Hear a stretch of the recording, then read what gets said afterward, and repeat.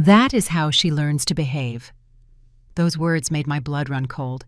It has been 3 years since that scene, and I can still hear the echo of that applause. The applause of a mother watching her son beat my daughter. My name is Elena Vance. I am 57 years old. I am a family law attorney specializing in domestic violence cases. I have spent 32 years defending women who could not defend themselves. I have faced corrupt judges, violent husbands, and entire families protecting the abuser. But nothing, absolutely nothing in my career prepared me to see my own daughter being beaten right in front of me. This is the story I never thought I would have to tell. The story of how a Sunday dinner destroyed a family and how a silence of 30 seconds changed the destiny of 4 people forever. Because you see, they did not know who they were messing with. Let me take you back to that night. It was Sunday, March 20th. I remember the exact date because it was the birthday of my late husband, Robert. He had died 2 years prior from a sudden heart attack, leaving me alone in that big house in the suburbs that used to be filled with laughter. Ariana, my only daughter, had insisted that I go to dinner at her house. "Mom, you cannot be alone on Dad's birthday. Come over, I will make his favorite dish." Pot roast. My daughter, my Ariana, 32 years old, a chemical engineer, a brilliant mind who had inherited her father's intelligence and my tenacity. Or so I thought. I arrived at 7 in the evening at her house in the hills, a beautiful residence they had bought just a year ago with the money Robert had left us. I had given her her full share of the inheritance against my accountant's advice. "Mrs. Vance, could you put it in a trust, just in case?" Just in case what I had asked him annoyed. Just in case my daughter married a man who turned out to be a monster, I should have listened to him. When I arrived, the table was already set. Fine china crystal glasses, scented candles. Ariana had been cooking for hours. I could smell it. The roast, the mashed potatoes, the homemade biscuits. The smell transported me immediately to our kitchen back home, to Robert tasting the gravy straight from the pot to Ariana, as a child stealing bites of carrots. But something was different. Ariana was different. Her hair was shorter than usual, almost to her shoulders. She was wearing a long-sleeved blouse despite the heat of March, and when she hugged me, I felt her tense up as if every muscle in her body was on high alert. "Honey, are you okay?" "Sure. Mom just tired from work." I should have insisted. I should have asked more. But her husband was there. Mark. Smiling with that smile I had always found too perfect, too rehearsed. "Mother-in-law, so good to see you. Come in, come in." And behind him, like a dark shadow, was his mother, Helen, 64 years old. A widow too, but a different kind of widow. Her husband had died 10 years ago in circumstances that were never entirely clear. An accident on the stairs of her house. A fatal fall. Investigation closed quickly. I, with my 3 decades of experience in family cases, had sensed something strange from the day I met her at the wedding. But Ariana was so in love, so happy, that I kept my suspicions to myself. Another mistake that haunts me every night. "Elena, dear, what a joy to have you here," said Helen, with that sugary voice she always used. Ariana prepared a delicious dinner. "My son is lucky to have such a dedicated wife." A dedicated wife. Those words as if Ariana were a servant who had to earn her place in that house, in the house she had paid for with her own inheritance. We sat at the table. Mark at the head, of course, Helen to his right, me opposite her, and Ariana. Ariana between her husband and her mother-in-law, like she was trapped between 2 walls. The dinner started quietly, too quietly. Helen talked and talked about her new decoration project, about her friends at the country club, about how wonderful it was to have her son so close now that he lived in the same neighborhood.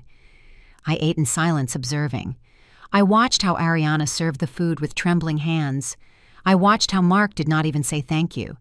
I watched how Helen subtly criticized every dish. "The gravy is a bit salty, do not you think, son? The biscuits are a little cold." In my day, wives got up earlier to have everything perfect. And I watched how my daughter, my brilliant, strong, independent daughter, shrank with every word. Then it happened. Ariana was pouring more water into Mark's glass when her hand shook just a little. Barely a drop fell on the white tablecloth. The silence that followed was deafening. Mark slowly placed his fork on the plate. The sound of metal against porcelain echoed like a gunshot at that table. Mark said, with a voice dangerously calm, "Do you see what you did?" My daughter opened her mouth to apologize, but he gave her no time. What happened next occurred in slow motion, but it was so fast I could barely process it. Mark got up from his chair and slapped my daughter. Once, twice, 3 times. The sound of his hand against Ariana's face filled the dining room. My daughter fell from her chair, hitting the marble floor. And then I heard the applause.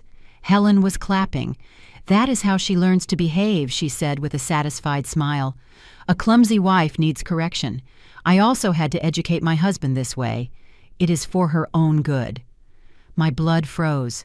For 30 seconds I could not move. I could not breathe. 32 years defending women victims of violence, and I could not react when it happened right in front of my eyes. But those 30 seconds were not paralysis. They were calculation. Because in my head I started processing everything I was seeing with the coldness of a lawyer who had seen this hundreds of times. The power of control, the forced submission, the normalized violence, the complicit family, and something else.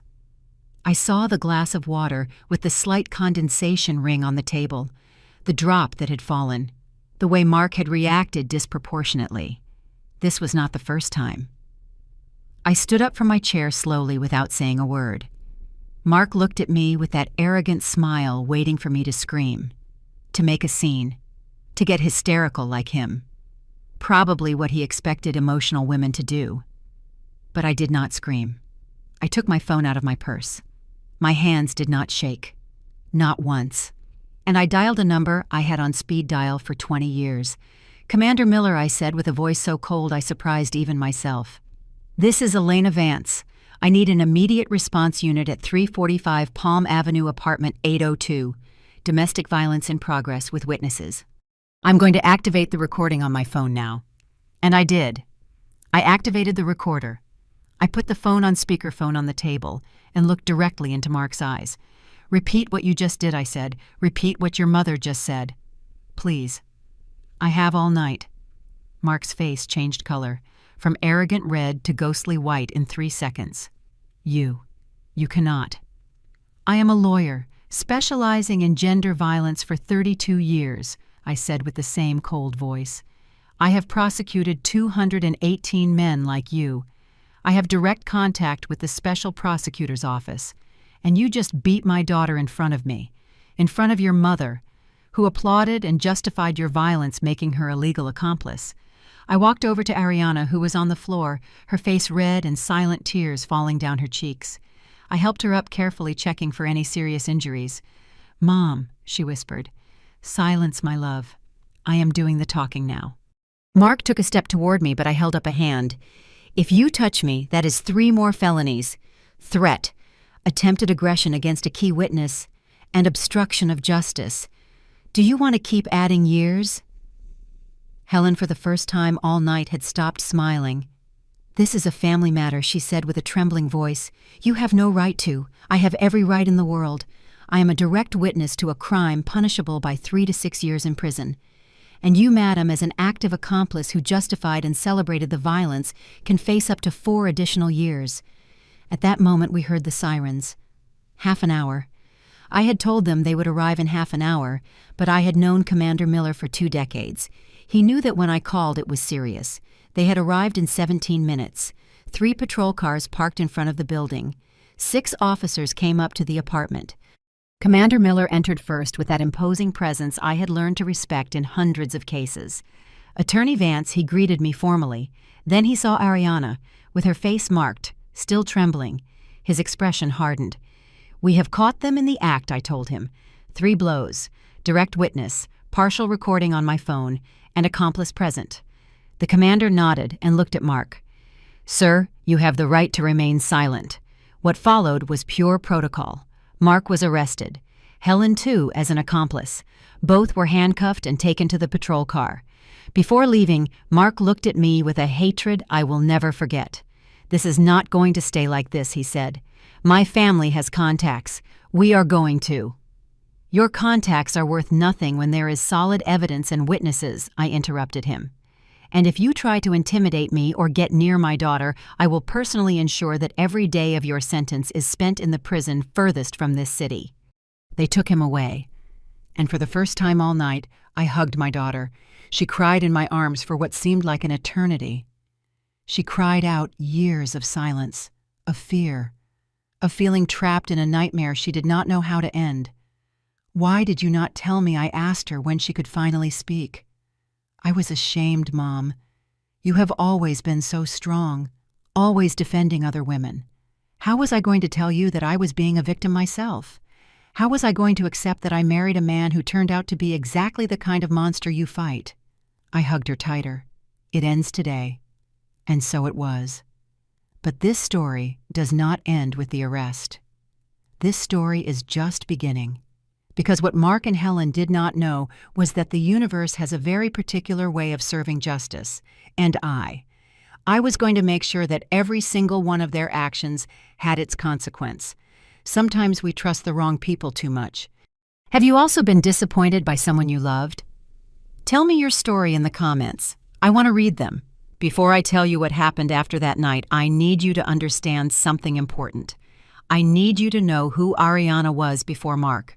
Because when you see a woman destroyed by violence, it is easy to forget that she was once a girl who laughed without fear, that she was a teenager full of dreams, that she was a woman who walked through life with her head held high. Ariana was born on July 23rd, the middle of summer. Robert and I had been married barely 2 years when she arrived, filling our house with a cry that at that moment seemed like the most beautiful sound in the world. My husband was an architect, a nobleman, of the kind that are rare these days. He never raised his voice, he never raised his hand. When we had disagreements, we sat in the living room with coffee and talked until we found common ground. That is how we grew, and that is how Ariana grew. Our daughter was curious from a young age. I remember when she was just 4 years old, she took apart the house phone because she wanted to see how the voices spoke from inside. Robert laughed for half an hour when he found the pieces scattered all over the living room.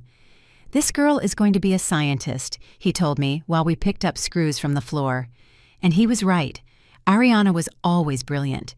Not just smart, but with that special spark of wanting to understand how everything worked. Plants, machines, chemical reactions, people. When she was 12, she won her first science fair with a project on water purification. I remember her face when they gave her first place, a mixture of pride and that genuine humility she never lost. "Mommy, do you think Dad is proud? Your father has always been proud of you, my love, from the day you were born." Robert was there in the audience with eyes shining with held-back tears. That night, the three of us went to dinner at Ariana's favorite restaurant, a small place downtown that made the best Swiss enchiladas in the whole district. To our scientist, toasted Robert, raising his glass of iced tea. To our family, I said. To being together added Ariana, with that smile that lit up any room. Together. That word was like an anchor for us. We did not have much money in those years. Robert's career was just taking off, and I was still building my reputation as a lawyer. But we had something more valuable. We had each other. Sundays were sacred in our house. Robert cooked roast. It was his specialty, a recipe he had inherited from his grandmother. He spent hours preparing the meat-mixing spices, adjusting the flavor of the gravy. Ariana and I were his official assistants. She measured the ingredients with scientific precision. I told the family stories my husband loved to hear. "Have I told you about the Mrs. Dominguez case?" I asked while chopping onions. "Mom, you have told us that case like 20 times, laughed Ariana. "But this time I have new details." And so we spent the afternoons, between laughter, simmering roast, and the smell of the biscuits Robert insisted on making by hand because store-bought ones do not taste the same. Those Sundays, how I miss those Sundays. Ariana grew up fast, too fast, like all children grow when you are not paying attention. Suddenly she was 15, then 18, then she was entering university. She studied chemical engineering at State University. She was top of her class, always. Not because she was an obsessive perfectionist, but because she genuinely loved what she did. She came home excited, talking about exothermic reactions, about material balances, about industrial processes I could barely understand. "Mommy, did you know we can turn organic waste into clean energy? It is fascinating." Robert and I listened to her mesmerized, proud to have a daughter so passionate about changing the world. When she graduated with honors at 24, Robert cried throughout the ceremony. He did not bother to hide the tears. He was too happy, too proud. "That is my daughter," he told anyone sitting nearby. "That is my Ariana." After graduation, we took a photo of the three of us together.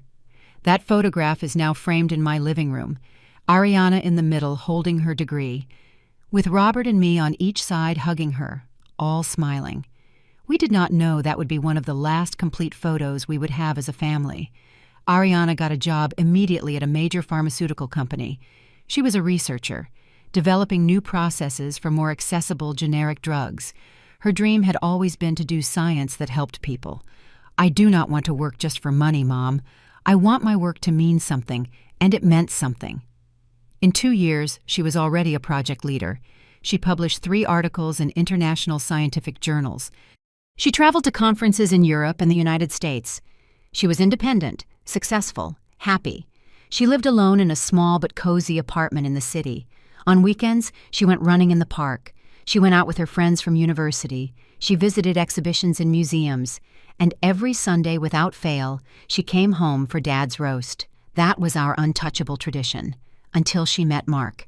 It was at an industrial engineering conference 5 years ago. He worked at a consulting firm presenting a project on process optimization.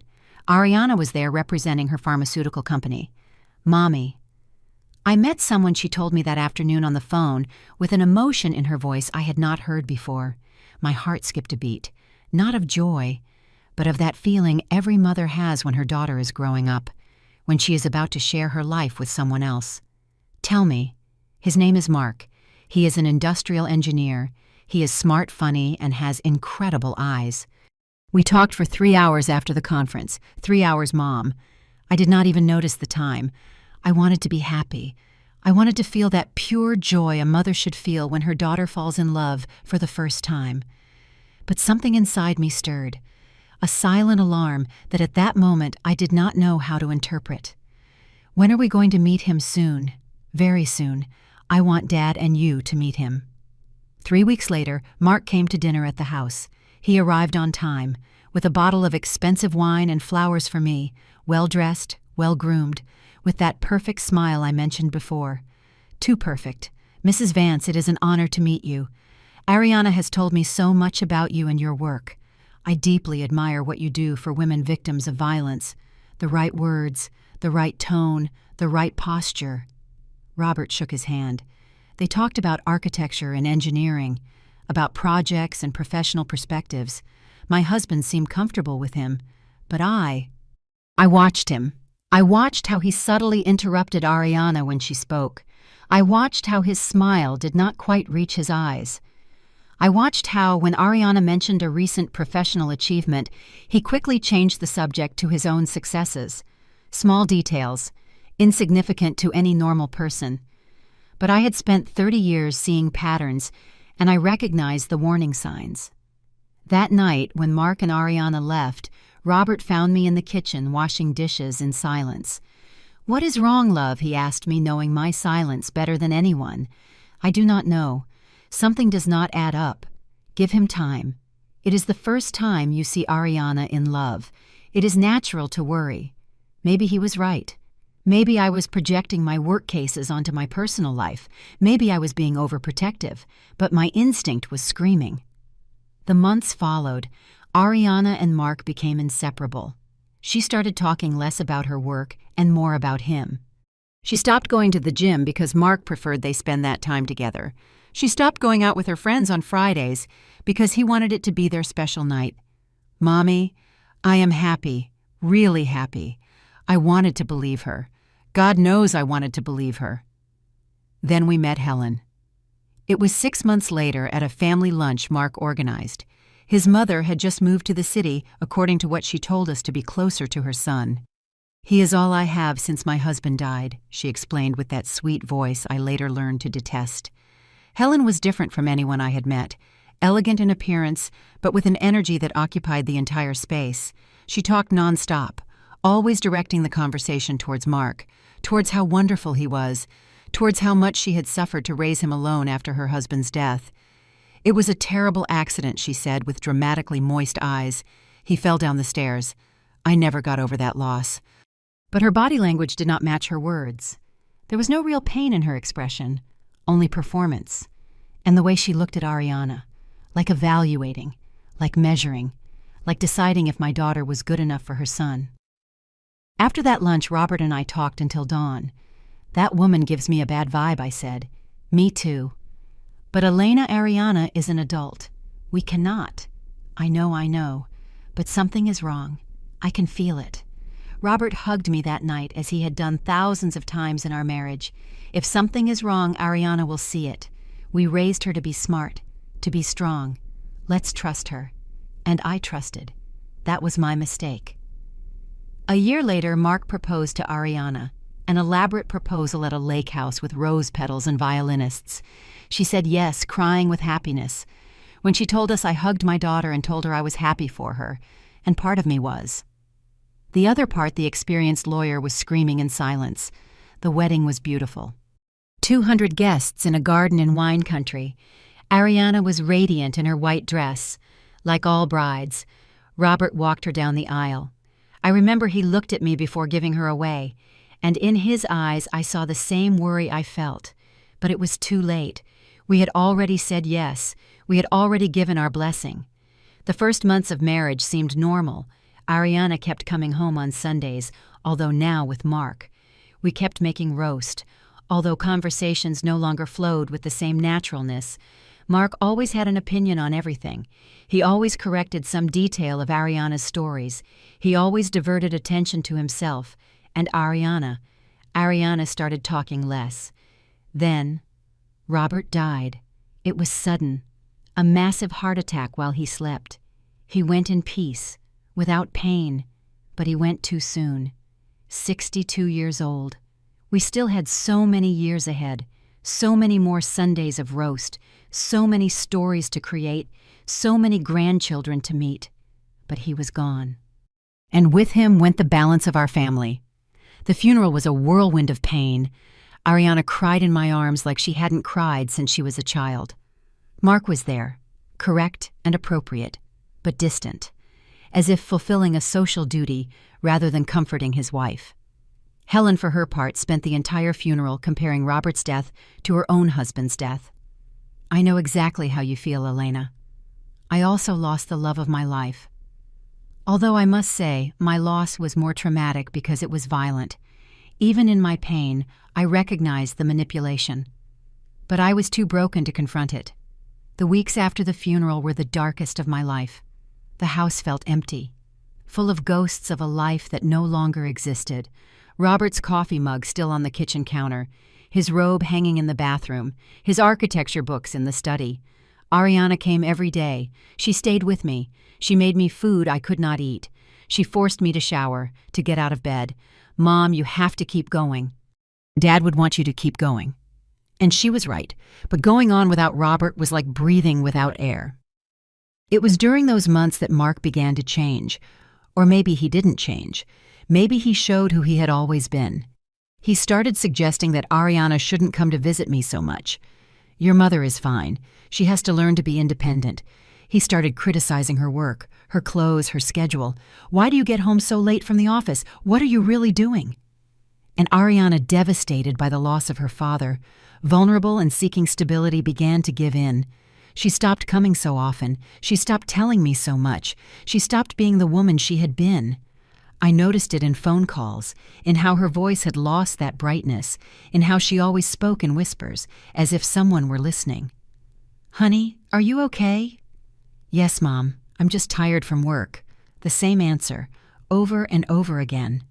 And I, sunk in my own grief. I did not insist enough. Another mistake I carry. 6 months after Robert's death, the inheritance arrived. Robert had been a successful architect. He had invested well. He had saved thinking about our future. He left Ariana and me a considerable amount. I gave Ariana her full half, without restrictions, almost $500,000. Mom, this is too much. You should keep more. No, my love. Your father wanted you to have security. He wanted you to be able to follow your dreams without financial worries. With that money, Ariana and Mark bought the house in the hills, a beautiful residence, which should have been a home full of love. But it became a prison. Visits became more spaced out. Ariana always had an excuse: work, renovations, commitments with Mark's family. When I saw her, I noticed subtle changes. Her hair shorter, her clothes more conservative, her makeup heavier. Mom, I like this new style, but in her eyes there was something I had never seen before: fear. And I, blinded by my own pain, by my own grief, I did not recognize it until that night, that damn night of March 20th, the night that changed everything. The night I finally opened my eyes and saw what had been happening under my nose for 2 years. My daughter was not okay. My daughter had not been okay for a long time, and I had been too lost in my own sadness to realize. But that night, when I saw those 3 blows, when I heard that applause, when I felt my blood freeze, that night I recovered my purpose. That night I remembered who I was: Elena Vance, lawyer, fighter, mother, and nobody, absolutely nobody, was going to touch my daughter without consequences. As I tell all this, I think about where you might be listening to me. Write the name of your city in the comments. The first fracture was not a blow. It was something much more subtle, much more dangerous. It was a word. Let me explain. After that night of March 20th, when Mark and Helen were arrested, Ariana stayed with me at my house. I did not want her to go back to that residence in the hills. Not that night. I needed to have her close, make sure she was safe. I took her to her old room, the one we had kept exactly as she left it when she moved out. Her single bed with the sky blue quilt she herself had chosen at 15. Her diplomas and awards still hanging on the wall. The photograph of her with Robert at her graduation on the desk. Mom, I haven't slept here in so long, she said with a voice so small it broke my heart. I helped her change. I gave her one of my clean pajamas.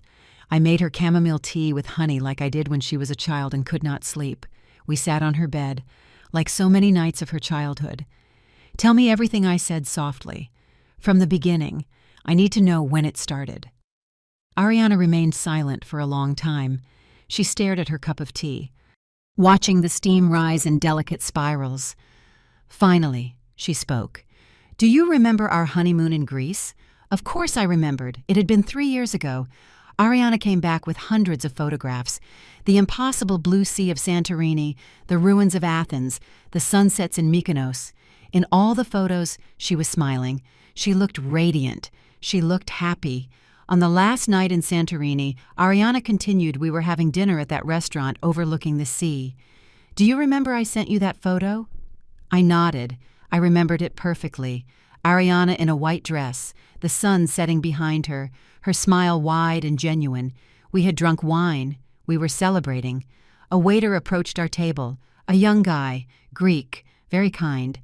He asked me in English if everything was okay with the food.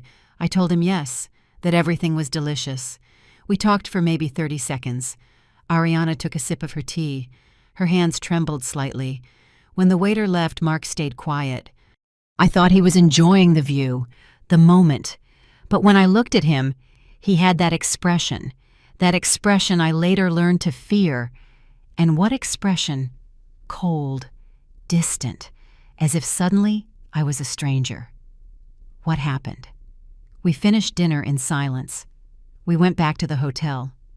I thought he would get over it, that maybe it had been the wine or the tiredness of the trip. But when we got to the room, he closed the door and looked me directly in the eyes. Ariana paused, took a deep breath. I continued waiting, giving her the space she needed. He called me. A flirt. One single word. But the way Ariana pronounced it, with that weight, with that contained pain, made me understand that it had not been just a word. It had been a sentence. I asked him what he meant. He told me he had seen how I smiled at the waiter, how I prolonged the conversation unnecessarily, how clearly I was seeking his attention. Ariana. I told him he was crazy, that I had just been polite. That is how I am with everyone. And then he laughed. He laughed, Mom. But it was not a normal laugh. It was a condescending laugh, as if I were a silly girl who did not understand the world. What did he tell you? He told me that maybe I did not realize what I was doing, that maybe I was naturally such a flirt that I did not even notice, that his mother had warned him that women too independent like me sometimes did not know how to behave appropriately in a marriage. I felt the rage rise up my throat, but I held it back. I needed to hear everything. I spent the rest of the night apologizing, Mom, apologizing for something I had not done, because he made me feel that maybe I had done something wrong without realizing, that maybe I had been inappropriate, that maybe I needed to be more aware of how my actions could be misinterpreted. That was the first fracture. I did not realize at that moment. I thought it was a misunderstanding. I thought he was being sensitive because it was our honeymoon and he wanted everything to be perfect. Ariana wiped a tear that had started to fall. But the next day, at the airport on the way back, he bought flowers, red roses. He hugged me and told me he was sorry, that he had overreacted, that it was because he loved me so much that the idea of losing me made him irrational. The classic cycle: explosion, honeymoon, tense calm, explosion. I had seen it hundreds of times in my cases, and now I was seeing it in my own daughter. When was the next time 2 months later? We went to a work meeting for my company. It was a celebration. We had closed an important contract. My boss, Dr. Roberts, congratulated me publicly. He hugged me, a professional hug, appropriate, of those you give in work contexts. Mark claimed you did it. That night he yelled at me for the first time. He said I had humiliated him, that everyone at that party had seen how I allowed my boss to touch me, that clearly I had no respect for our marriage. I explained that he was my boss, that it had been a professional hug, that there were 50 other people there. But he did not listen. He kept yelling. He called me naive. He called me stupid. He told me that obviously my boss wanted something else and that I was too stupid to realize. Ariana leaned back against the headboard of her bed. Exhausted from recounting memories she had clearly been keeping for a long time. I started being afraid to go out, afraid to talk to coworkers, afraid to smile too much, afraid to wear clothes he considered provocative. I started constantly measuring myself. Is this blouse appropriate? Is this conversation innocent? Can this smile be misinterpreted, daughter? That is psychological violence. It is control. I know, Mom. I know now. But at that moment, I just wanted things to go back to how they were at the beginning, when he was charming, when he made me feel special. I kept thinking that if I behaved correctly, if I was the perfect wife, he would go back to being that man I fell in love with. I recognized my own failure in that moment. All the times Ariana had canceled plans with me, all the times she had stopped coming on Sundays, all the times her voice sounded dull on the phone. I had thought it was the grief for Robert, that it was the natural adjustment of marriage, that it was busy adult life. But it had been this: systematic isolation, gradual control, invisible violence. When did the blows start? I asked, although part of me did not want to know the answer. Ariana closed her eyes. 8 months ago, a few days after we bought the house bought with her father's money, the money Robert had left for her to have security, freedom, options. The irony was cruel. I was excited about the house. I wanted to decorate it, make it ours. I hired an interior designer, a talented young guy who came recommended by a friend. His name was Sebastian. I already knew where the story was going. Sebastian came often, taking measurements, showing me color options, furniture. He was professional, always. But Mark didn't like it. He said he spent too much time in our house, that clearly he had intentions. I told him he was gay, Mom. Sebastian was openly gay. He was engaged to his partner. I showed him his Instagram profile where he was clearly seen with his boyfriend. But Mark didn't care. He said he could be bisexual, that he could be lying, that I was too trusting. He forbade me to continue working with Sebastian. I had to fire him, invent an excuse. Sebastian felt terrible. He thought he had done something inappropriate. I had to lie to him. And it was there when we had the worst argument up to that moment. I told him he was being irrational, that he had no right to control who I worked with, that was my house too, bought with my money. Ariana opened her eyes. They were red, swollen. He pushed me against the wall. He didn't hit me, not with a closed fist, but he pushed me so hard I hit my head against the plaster. I saw stars for a few seconds. I felt nauseous. He apologized immediately.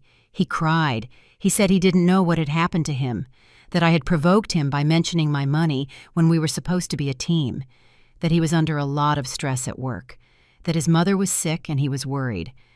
Ariana bought my forgiveness, Mom. Literally. The next day he arrived with a diamond necklace. He took me to dinner at the most expensive restaurant in the city. He told me he was going to change, that he was going to go to therapy, that he loved me more than anything in the world. Did he go to therapy? He went to 2 sessions.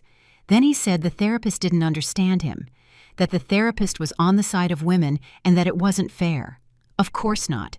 Abusers never accept responsibility. They always find excuses. They always blame others. They always victimize themselves. The following months were a roller coaster. Some weeks he was the perfect man. He brought me flowers. He wrote me sweet messages. He treated me like a queen. Other weeks he was. He was a stranger, cold, critical, controlling. And Helen, I said. Where was Helen in all this? Ariana's face hardened. Helen made everything worse, Mom. She moved closer to us 6 months ago. She bought an apartment 3 blocks from our house. 3 blocks, 3 blocks. And she started coming every day.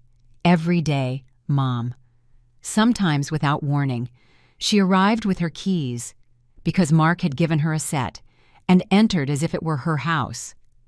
One day I arrived from work and found her reorganizing my kitchen, moving my things, throwing away spices that according to her were no longer good, changing plates around, I told her, with all possible politeness, that I appreciated her help, but that I preferred to organize my own kitchen. Do you know what she answered me? I shook my head. She told me, a good wife accepts her mother-in-law's advice.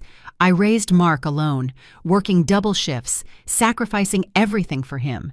The least you can do is let me help you be the wife he deserves. The wife he deserves, I repeated with bitterness. Helen had an opinion on everything. On my clothes. That skirt is too short. What will people think on my work? You should consider reducing hours. Men need their wives to be available. On my kitchen. My son's roast is too salty. Clearly you do not know the correct recipe. And Mark always defended her. Always.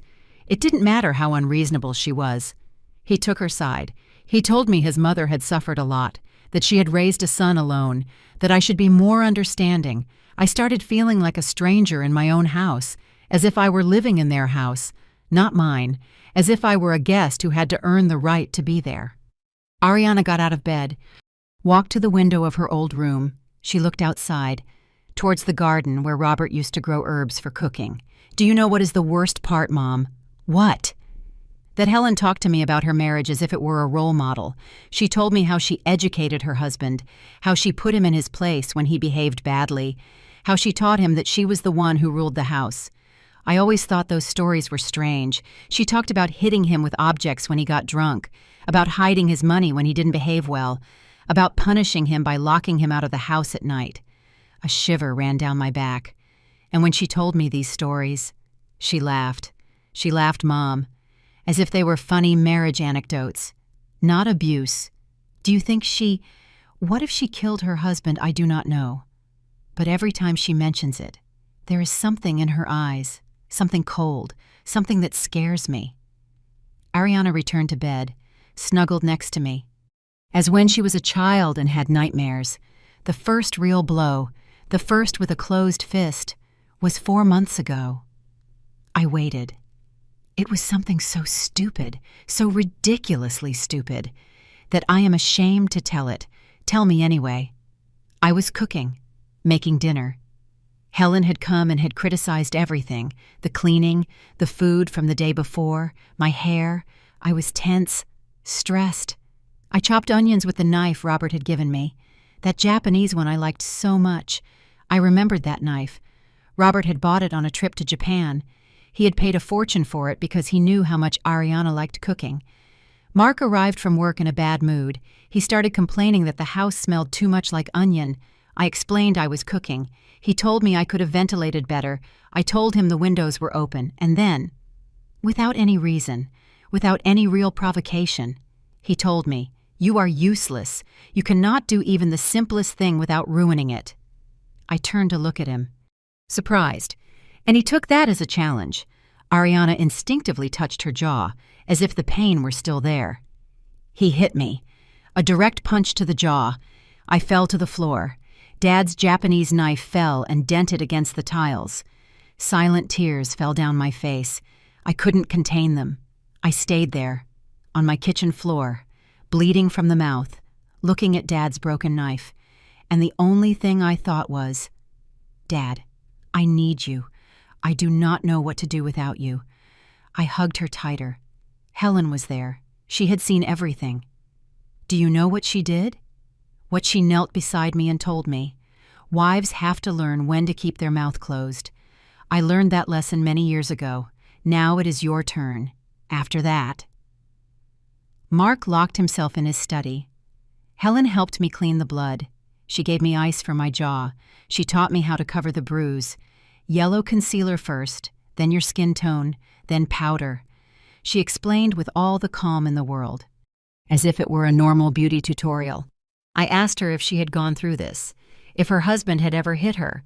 She looked me directly in the eyes and told me, "No, dear, I was smarter. I learned to control the situation before it escalated." The pieces began to fit in my head. Helen had not been a victim. Helen had been a perpetrator, and now she was raising a second generation of violence, with Mark as her tool. "Why did you not tell me?" I asked, although I knew the answer. "Because I was ashamed, Mom. Because all my life I saw you defending other women. Because you are strong, unbreakable, brave. How was I going to tell you that your daughter, had become exactly the kind of woman you rescue? Besides," she continued, "Mark always apologized afterwards. He always promised to change. He always convinced me that it had been my fault for provoking him. And part of me was still in love with the man I met 5 years ago. I kept waiting for that man to return. But he was not going to return. No. Because that man never existed. It was a mask. And the mask fell off when I was already trapped." We remained silent for a long time. The clock in the living room struck 3 in the morning. "What is going to happen now?" Ariana finally asked. "Now," I said with a determination I hadn't felt in years. "Now we are going to make sure that Mark and Helen face the consequences of each of their actions. We are going to use every legal tool we have, and we are going to get your life back. What if he gets out? What if he looks for me? He is not going to get out, not if I can help it. And if he does, he is going to have a restraining order so solid that he won't even be able to think about you without breaking the law." Ariana finally smiled, a small smile, weak, but real. "I missed you, Mom. I missed this version of you. The warrior. I never left daughter. I was just asleep for a while. But I woke up. That night, the two of us fell asleep in her bed, hugging like when she was 5 years old, and storms scared her. But this time, the storm had already passed, or so we thought, because what we didn't know was that Mark and Helen were not going to give up so easily, and that the real battle was just beginning. I still wonder if I did the right thing calling the police that night, or if I should have planned more carefully. And you, what would you have done in my place?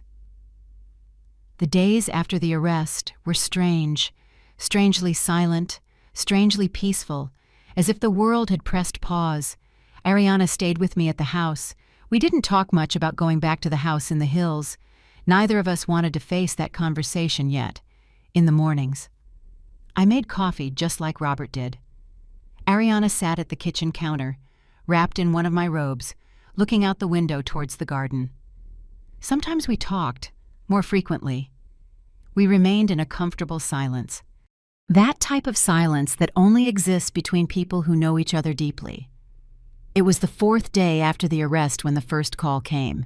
I was in my study, reviewing documents to prepare the formal case against Mark and Helen, when my phone rang. Unknown number. I usually do not answer unknown numbers, but something made me press the green button. Attorney Vance. It was a woman's voice, older, refined, with that tone of authority that comes from years of privilege. Yes, who is speaking? My name is Christine Davis. I am a close friend of Helen. Of course she was. How can I help you? Rather, I can help you. Attorney. I understand there was a misunderstanding between your daughter and my dear friend Mark. A misunderstanding. She called 3 blows to the face a misunderstanding. Mrs. Davis, with all due respect, there was no misunderstanding. There was an act of domestic violence that I witnessed directly and that is documented by the authorities. Oh, attorney, please. You are a woman of the world. You know how young marriages are. There are fights. There are tensions.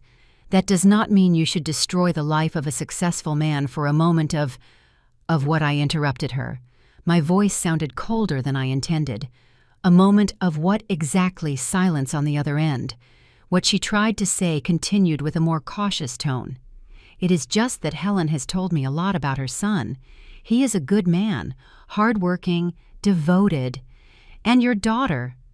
Well, Helen mentions that Ariana can be somewhat challenging. There it was. The narrative I knew was coming. The victim provoked the abuser. The victim deserved it. The victim is the real problem. Mrs. Davis, I am going to be very clear. I have no interest in discussing my daughter's character with you or anyone else. My daughter was a victim of violence, period, and both Mark and Helen are going to face the full legal consequences of their actions. That would be very unfortunate, she said. And now her voice had a threatening nuance.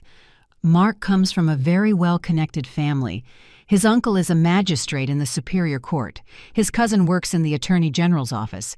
It would be a shame if this matter became complicated for you and your legal practice. A veiled threat. How predictable. Mrs. Davis, I have been in this profession for 32 years. I have faced threats from narcos, from corrupt politicians, from powerful businessmen.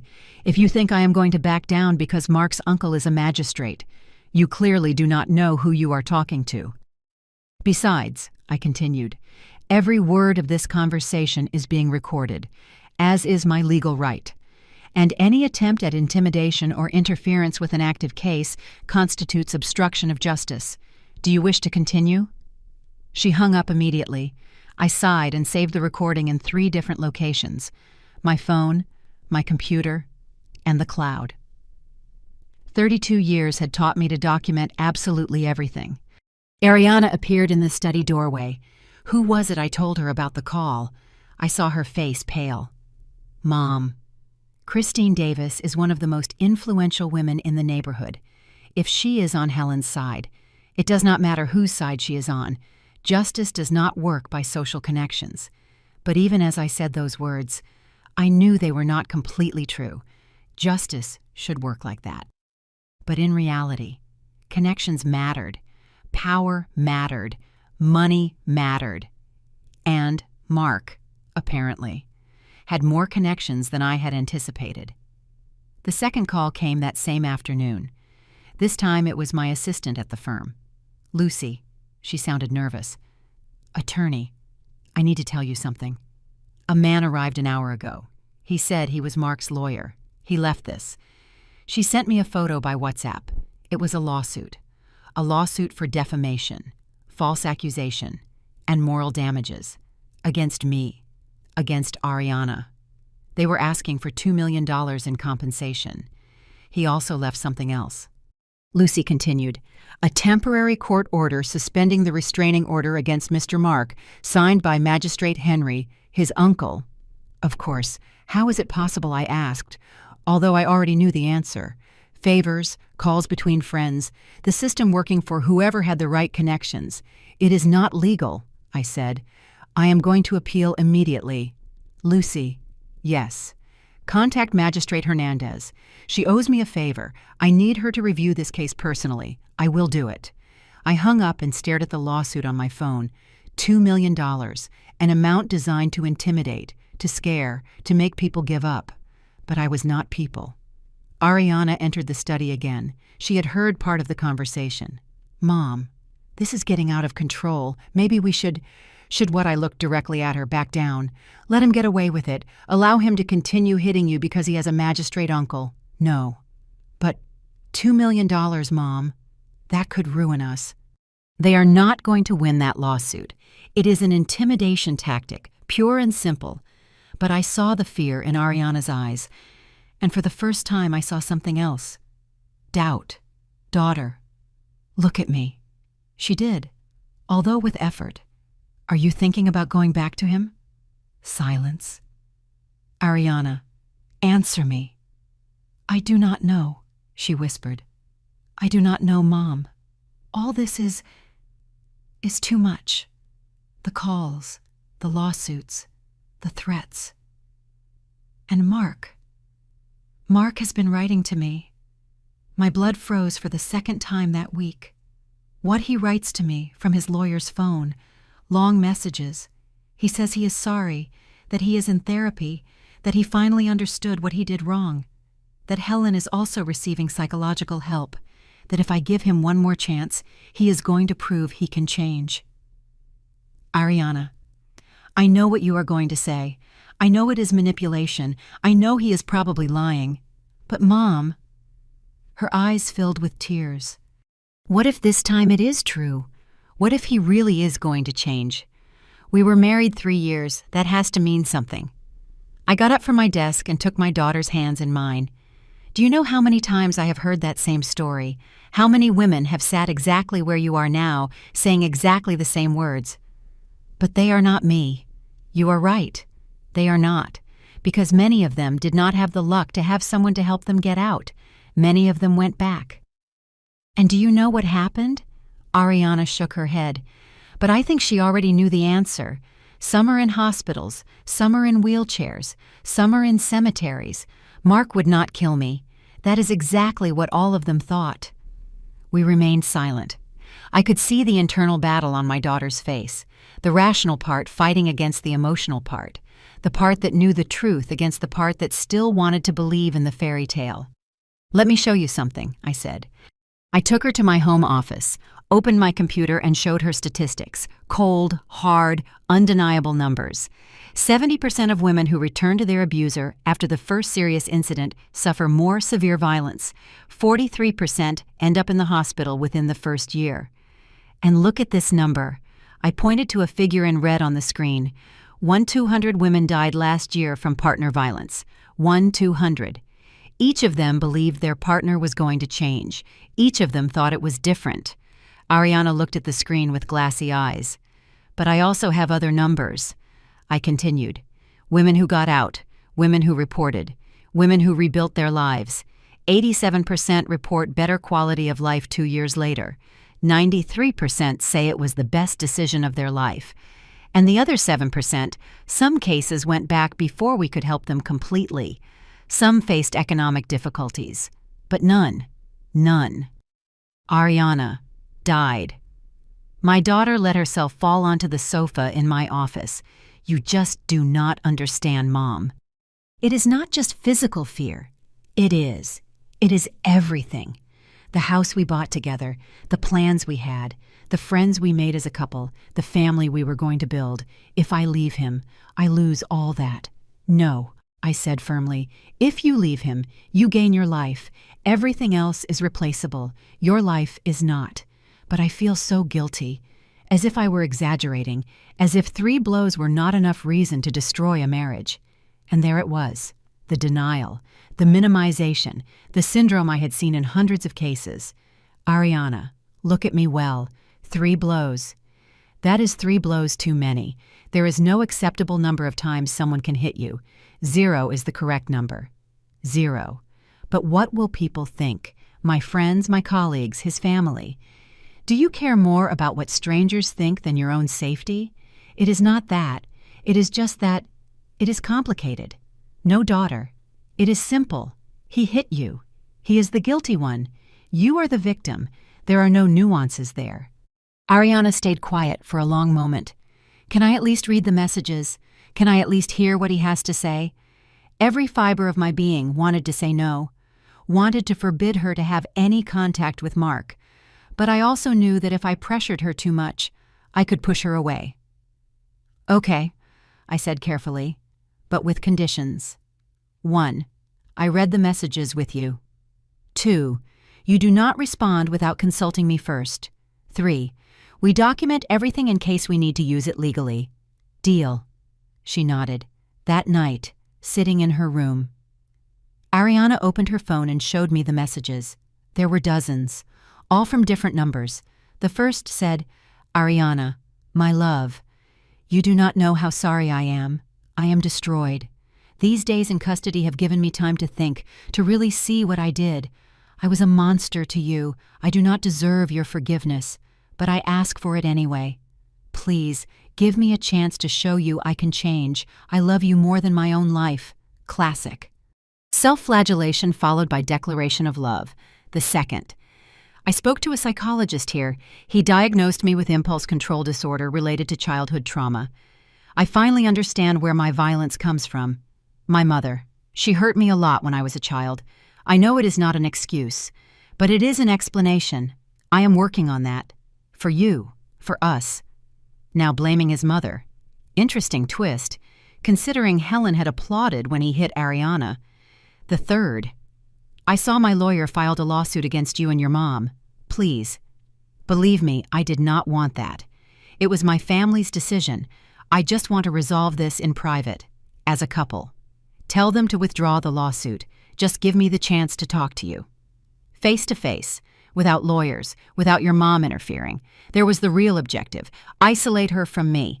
Talk in private, where he could manipulate her without witnesses. Do you see the pattern I asked Ariana? Which one first message? He victimizes himself. Second, he blames others for his behavior. Third, he tries to separate you from your support system. This is the manipulator's manual.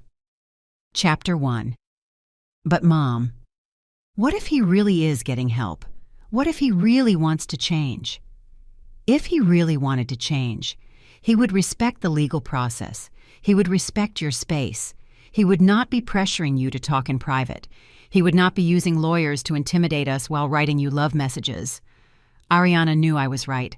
I could see it on her face, but I could also see that part of her still wanted to believe in the fantasy. The following days were difficult. Ariana oscillated between moments of clarity and moments of doubt. Some days she was furious with Mark, determined to move forward. Other days she stared at her phone for hours, rereading messages, questioning every decision. I tried to give her space while keeping her safe. It was a delicate balance. One afternoon I found her in the garden, standing in front of the small herb garden Robert had cultivated. The rosemary had grown wild. The thyme had spread all over the flower bed. The mint threatened to invade everything. Dad hated seeing the plants neglected.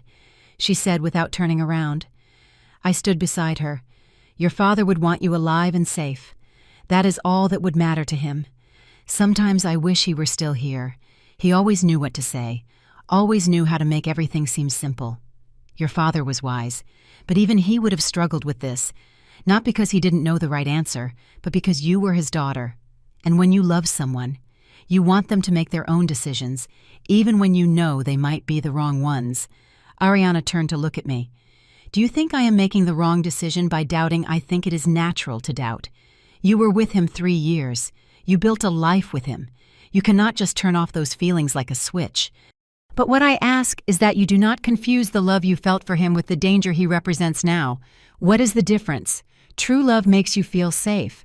True love lifts you up. It does not destroy you. What Mark offered you was not love. It was control disguised as love. Ariana nodded slowly. Do you know what is the hardest part? She asked. What accepting that I spent 3 years in love with a lie, that the man I met never existed, that everything was an act designed to trap me. It was not your fault. Daughter, I know in my head, but my heart still does not accept it. I hugged her there, between the overgrown rosemary and the invasive thyme, under the same sky Robert used to look at while cooking roast on Sundays. It is going to hurt for a while, I told her, but the pain means you are healing. It means you are alive. That night, Ariana finally blocked all the numbers Mark had written to her from. It was not easy. She cried while doing it. But she did it. "I am ready," she said. "I am ready to fight. Then we are going to fight." And so we did. The next day, I counterattacked legally. I filed a formal appeal against the suspension of the restraining order. I documented every threat, every call, every message. I contacted Magistrate Hernandez, who reviewed the case and confirmed that her colleague's order had been inappropriate. The restraining order was reinstated, with even stricter terms. Mark could not get within 500 meters of Ariana. He could not contact her directly or indirectly. He could not send third parties to talk to her. Any violation would mean immediate arrest. As I tell all this, I think about where you might be listening to me. Write the name of your city in the comments. I also filed a countersuit for aggravated domestic violence, threats, and psychological damage. I asked not for $2, but for $8 million in compensation for Ariana. Not because we needed the money, but to send a message. They were not going to intimidate us. They were not going to scare us. They were not going to beat us. But while I fought in the courts, Mark and Helen fought on another battlefield, one I did not anticipate, one that almost destroyed us. The social war began 3 weeks after the arrest. It was subtle at first, so subtle I almost didn't notice. Ariana had started going out of the house more. Small steps. She went to the supermarket. She went to her beauty salon. She was trying to recover some normality while we waited for court hearings. She returned from the salon one afternoon with a pale face. "What happened?" I asked immediately. "Olga," she said. Olga was her stylist for 5 years, a cheerful woman who always had stories to tell. Olga behaved strangely, cold, distant. She barely spoke to me during the entire cut. Maybe she was having a bad day. No, Mom, it was more than that. When I was paying, another client I know, Fern, arrived. We have seen each other there dozens of times. We always say hello. But today she saw me and literally turned around. She pretended she was looking for something in her purse until I left. A bad feeling settled in my stomach. "Did you say something? Did you ask?" I asked Olga if I had done something wrong. She just shook her head and told me she was in a hurry because her next appointment was about to arrive. But Mom, her schedule was empty. I saw it the next day. Ariana received a message from her best friend from university, Patty, or who had been her best friend. The message said, "Ariana, I am sorry, but I think we need to take some time. My husband works in the same industry as Mark, and he says this whole situation is very complicated. I cannot afford to be involved. I hope you understand. I wish you the best." Ariana showed me the message with trembling hands.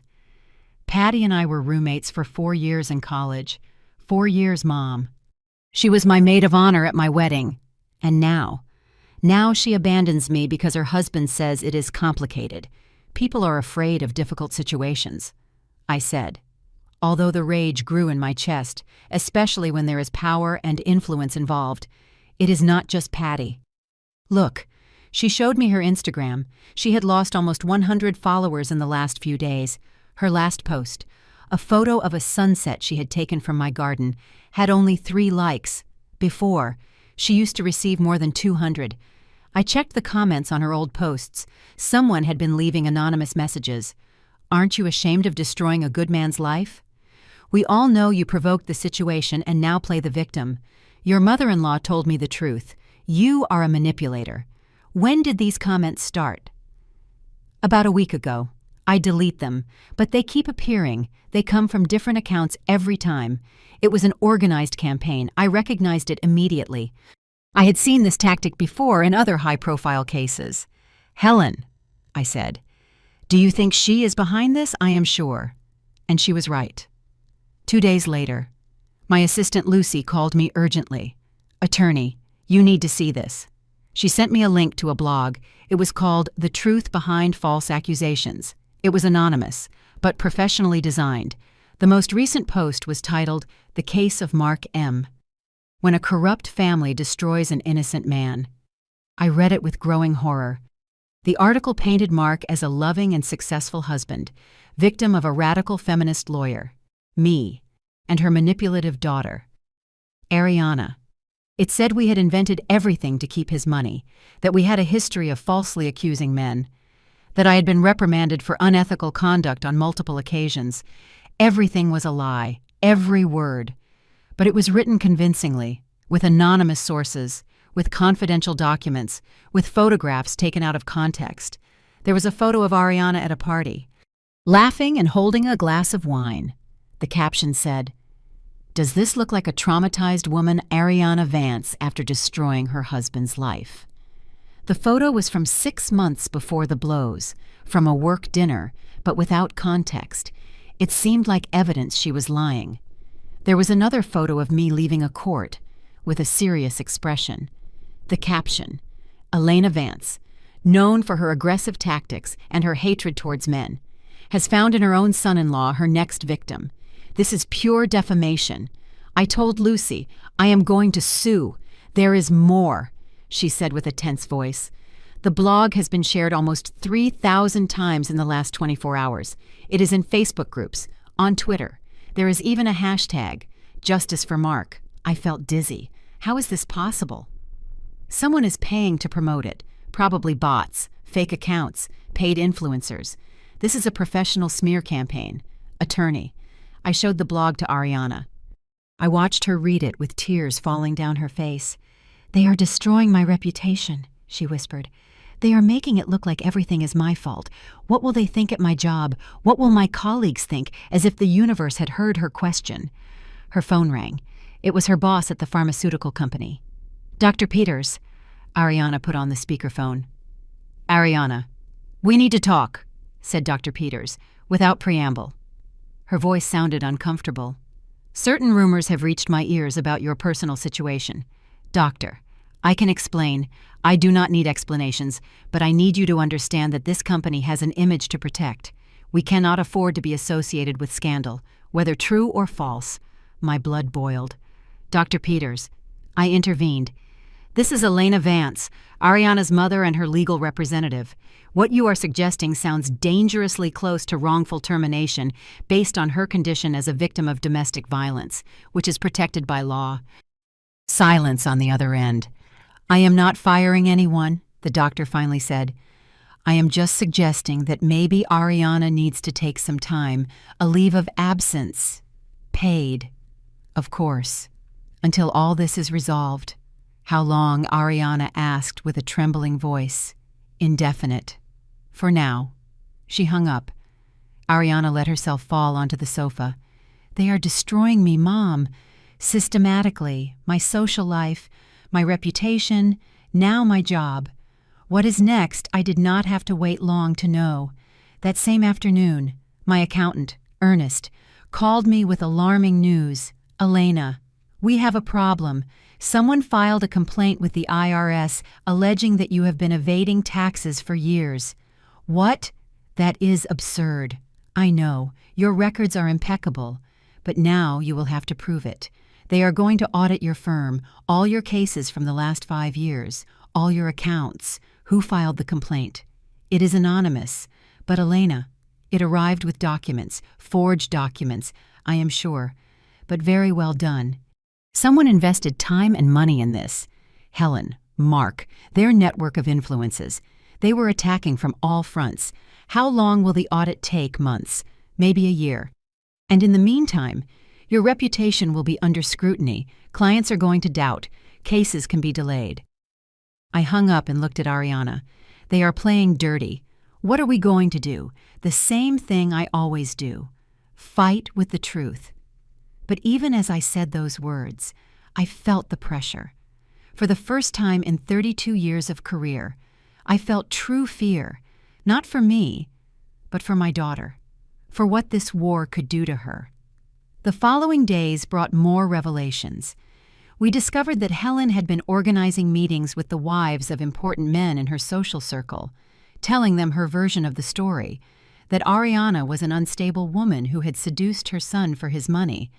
Irony, considering Ariana had more money than Mark, that I had manipulated her to file false charges, that they, as good women, had to protect their own husbands from false accusations by supporting Mark. It was brilliant, in a twisted sense. Helen had turned the case into a class and gender war, painting herself and her son as victims of a feminist conspiracy, and many women believed her. One afternoon, Ariana received an Instagram message from an account she did not know. The message included photos of our house, photos taken from the street, photos of the windows, photos of the garden. The message said, "Nice house. It would be a shame if something happened to it." I called Commander Miller immediately. "This is direct intimidation," I said. "I need protection. Attorney, I can put extra patrol on your street, but I do not have resources for 24-hour protection. And if something happens, let's hope it doesn't happen. Meanwhile, document everything, install security cameras, and be careful." That night, I installed cameras. I reinforced the locks. I bought a new alarm system. And for the first time in years, I slept with my phone next to the bed, ready to call 911 at any moment. Ariana was in her room, but she wasn't sleeping. I could hear her crying quietly through the wall.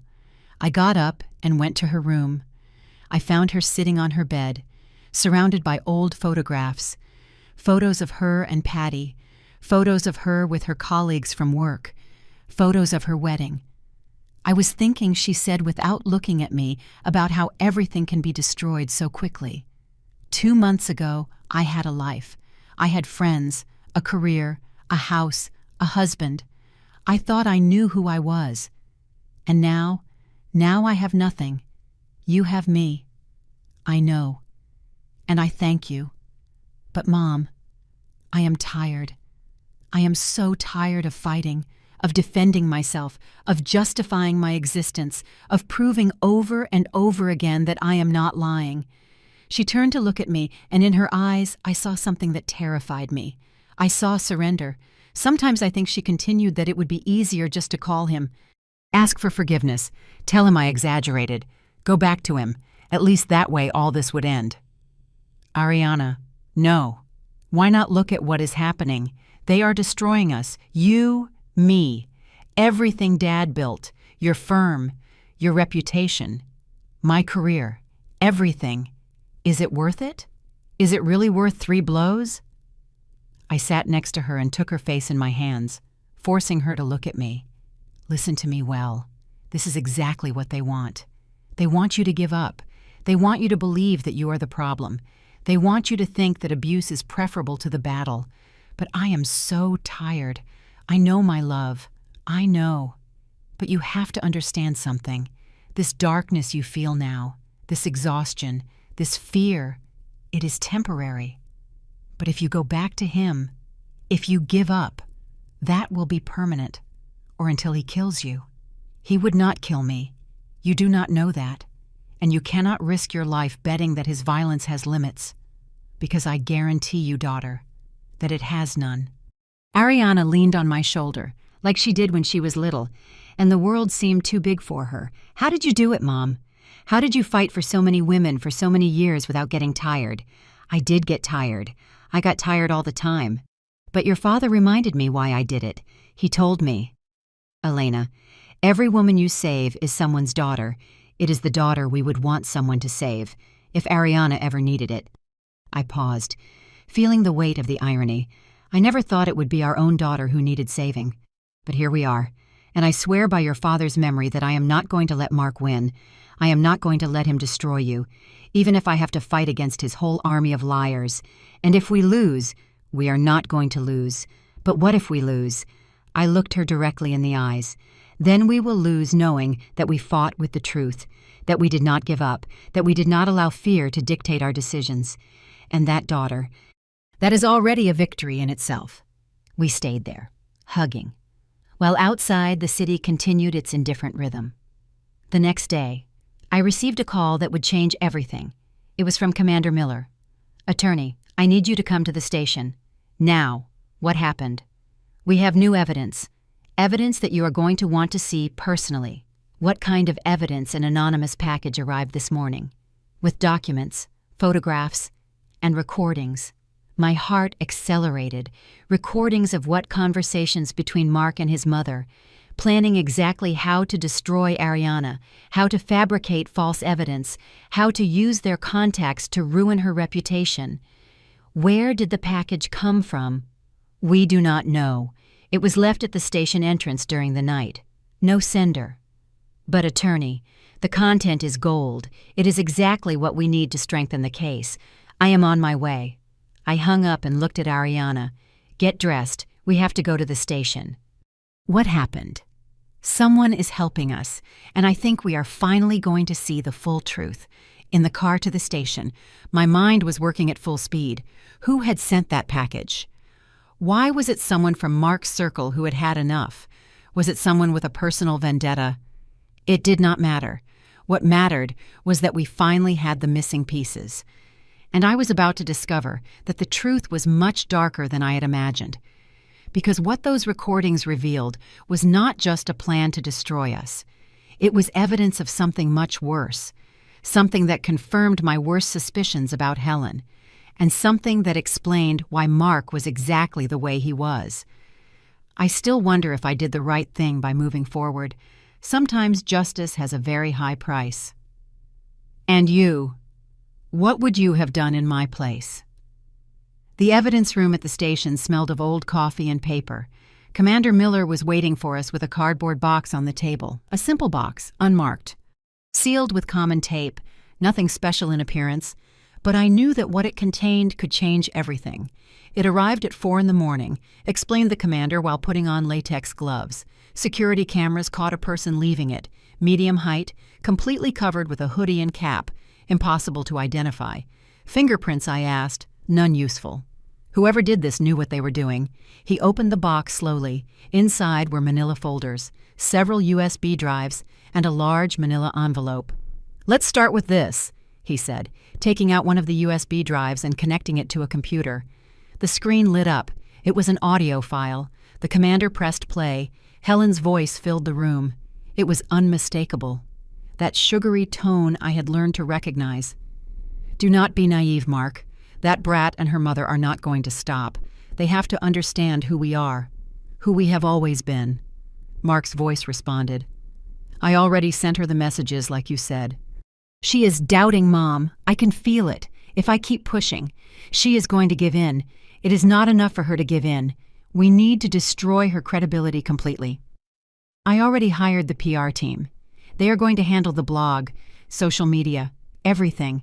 By the weekend, half the city is going to think Ariana is a calculating liar. And the lawyer, the mother. That one is more complicated. She has a solid reputation, but everyone has secrets. I already put my private investigator to look. If he doesn't find anything real, we will fabricate something. A false complaint to the IRS is already in process. Ariana covered her mouth with her hand. Tears ran down her face. The recording continued. Mark, listen to me well. This that you are living is exactly what I lived with your father. He also wanted to challenge me. He also thought he could control me. And what did you do?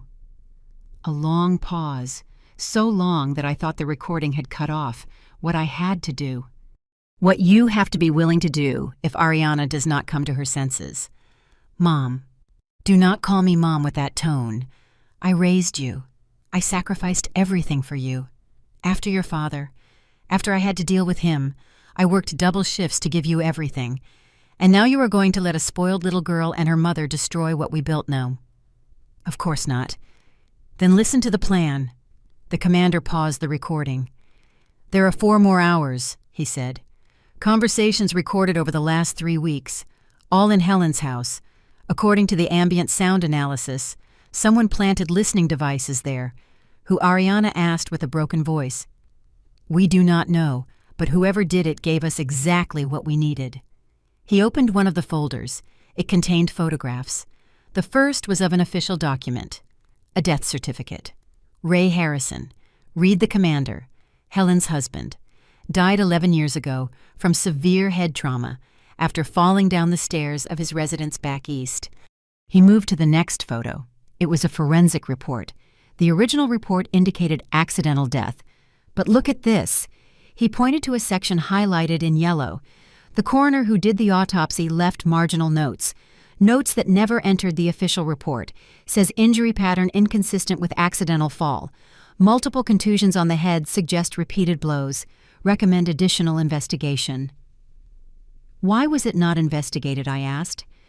Because the case was closed quickly by the prosecutor in charge, a man named Edward Harrison, another Harrison Ray's brother, Mark's uncle. The same one who is now a judge and who tried to suspend the restraining order. The pieces fit with terrible clarity. Helen killed her husband, I said aloud, and the family covered it up. That is what the evidence suggests, confirmed the commander. But there is more. He took out another folder. It contained old photographs. One was of a young man, handsome, smiling next to a much younger Helen. Ray Harrison in 1990, explained the commander. Successful engineer, came from a wealthy family. He married Helen when she was 22, and he was 30. He moved to more photographs, a sequence showing Ray in different eras. His smile was fading progressively. In the last photos, his face showed tension, exhaustion, fear. According to testimonies from neighbors at the time, the marriage was problematic. Helen was extremely controlling. There were reports of screaming, of broken objects, but in those years no one intervened in family matters, and no one thought a woman could be the abuser, I added bitterly. Exactly. Ray's last year of life. Several acquaintances noticed changes in him. He was thinner, more nervous. He confided in a cousin that he wanted a divorce, but that Helen threatened him. She said if he left her, she would make sure he never saw his son. And nobody did anything, the cousin declared in the original investigation. But his testimony was dismissed as speculation without foundation. And after the case was closed, the cousin received threats. He stopped talking about it. Ariana looked at the photos with horror. Mark was 7 years old when his father died, she whispered. He told me he barely remembered him. He said his father was distant, cold, that his mother was the one who really took care of him, protected him. Helen rewrote history, I said.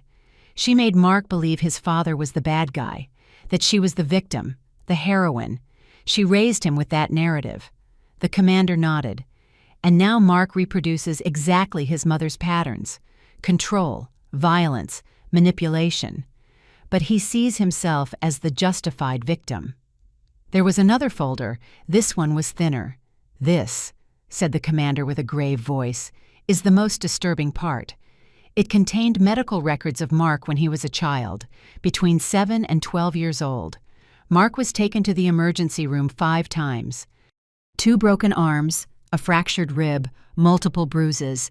Every time Helen explained they were accidents, that the boy was clumsy, restless. She beat him, said Ariana with horror. She beat her own son. Social workers opened 2 investigations. Both were closed without action. The family had too much influence. So Mark not only witnessed violence, I reasoned aloud, he was a victim of it. Helen molded him from childhood. She taught him that violence is love, that control is care, that victims are guilty. The commander took out the last USB drive. This one, he said, was recorded 3 days ago. It is the most recent conversation we have. He pressed play. Helen's voice sounded different in this one, more relaxed, almost cheerful. Everything is going according to plan, son. The blog has had more than 10,000 visits. Social media is working. There are already entire groups on Facebook saying Ariana is a liar. And the best thing is that she is destroying herself, asking for time off work, isolating herself. She keeps writing to me, Mom, asking if I have communicated with her. She blocked all numbers but keeps checking if I write to her. Perfect.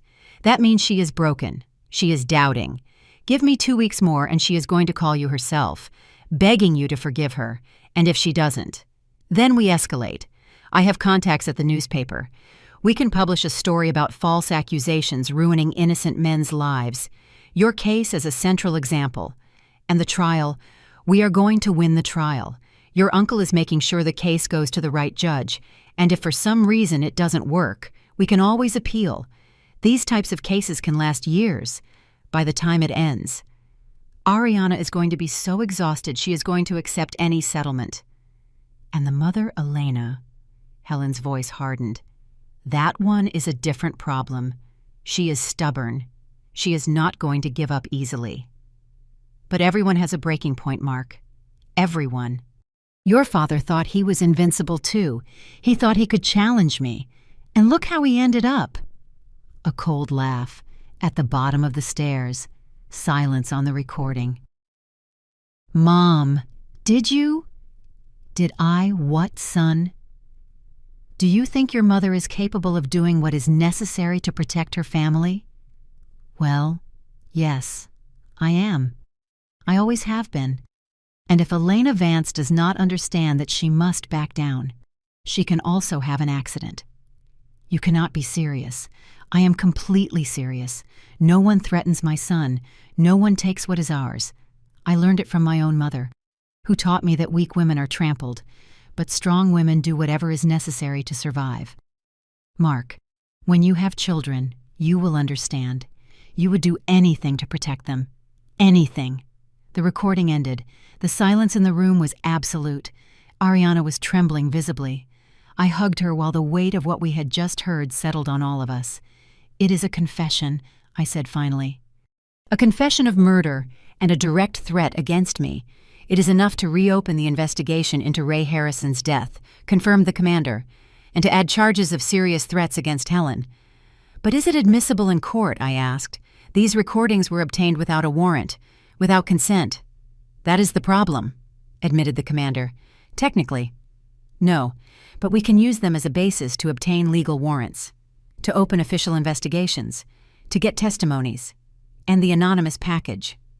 Who sent it I still do not know, but whoever it is has close access to Helen, was in her house long enough to plant devices, knows her routine and wants her to pay. A family member suggested Ariana, possibly, or an employee, or someone who was a victim of Helen in the past, and finally decided to act. I stood up and walked to the room's window. Outside, the city continued its normal rhythm, people going to work, children walking to school, vendors setting up their stands. Ordinary life. While we were here, discovering that we had been fighting against something much darker than a simple case of domestic violence. We had been fighting against generations of violence, against a complete family system built on abuse, control, and cover-up. What do we do now? Ariana asked behind me. I turned to look at her. My daughter, my beautiful, brilliant daughter, who had the misfortune of falling in love with the product of this horror. Now, I said, we use every piece of this evidence. We reopen Ray Harrison's investigation. We file additional charges against Helen, and we make sure Mark understands he was raised by a murderer. Do you think that changes anything? Ariana asked. Do you think if Mark knows the truth about his mother? He is going to change? No, I said honestly. Probably not. But he deserves to know the truth, and more importantly, he deserves to have the power he has over you taken away. The commander gathered all the folders. I'm going to start the formal procedures today. But attorney, I need to warn you something. What if we attack Helen this way? If we reopen her husband's case, the entire family is going to counterattack. They are going to use every resource they have. It is going to get ugly. It is already ugly, I replied. It cannot get worse. But I was wrong. It can always get worse. 3 days after receiving the evidence, things escalated in ways I did not anticipate. First, a subpoena arrived from the district attorney, not for Mark or Helen, for Ariana. They accused her of filing a false report. They said there was new evidence that she had fabricated the story of abuse, that she had a financial motive for doing so. How is this possible? Ariana asked, reading the document with trembling hands. Did they not listen to the recordings?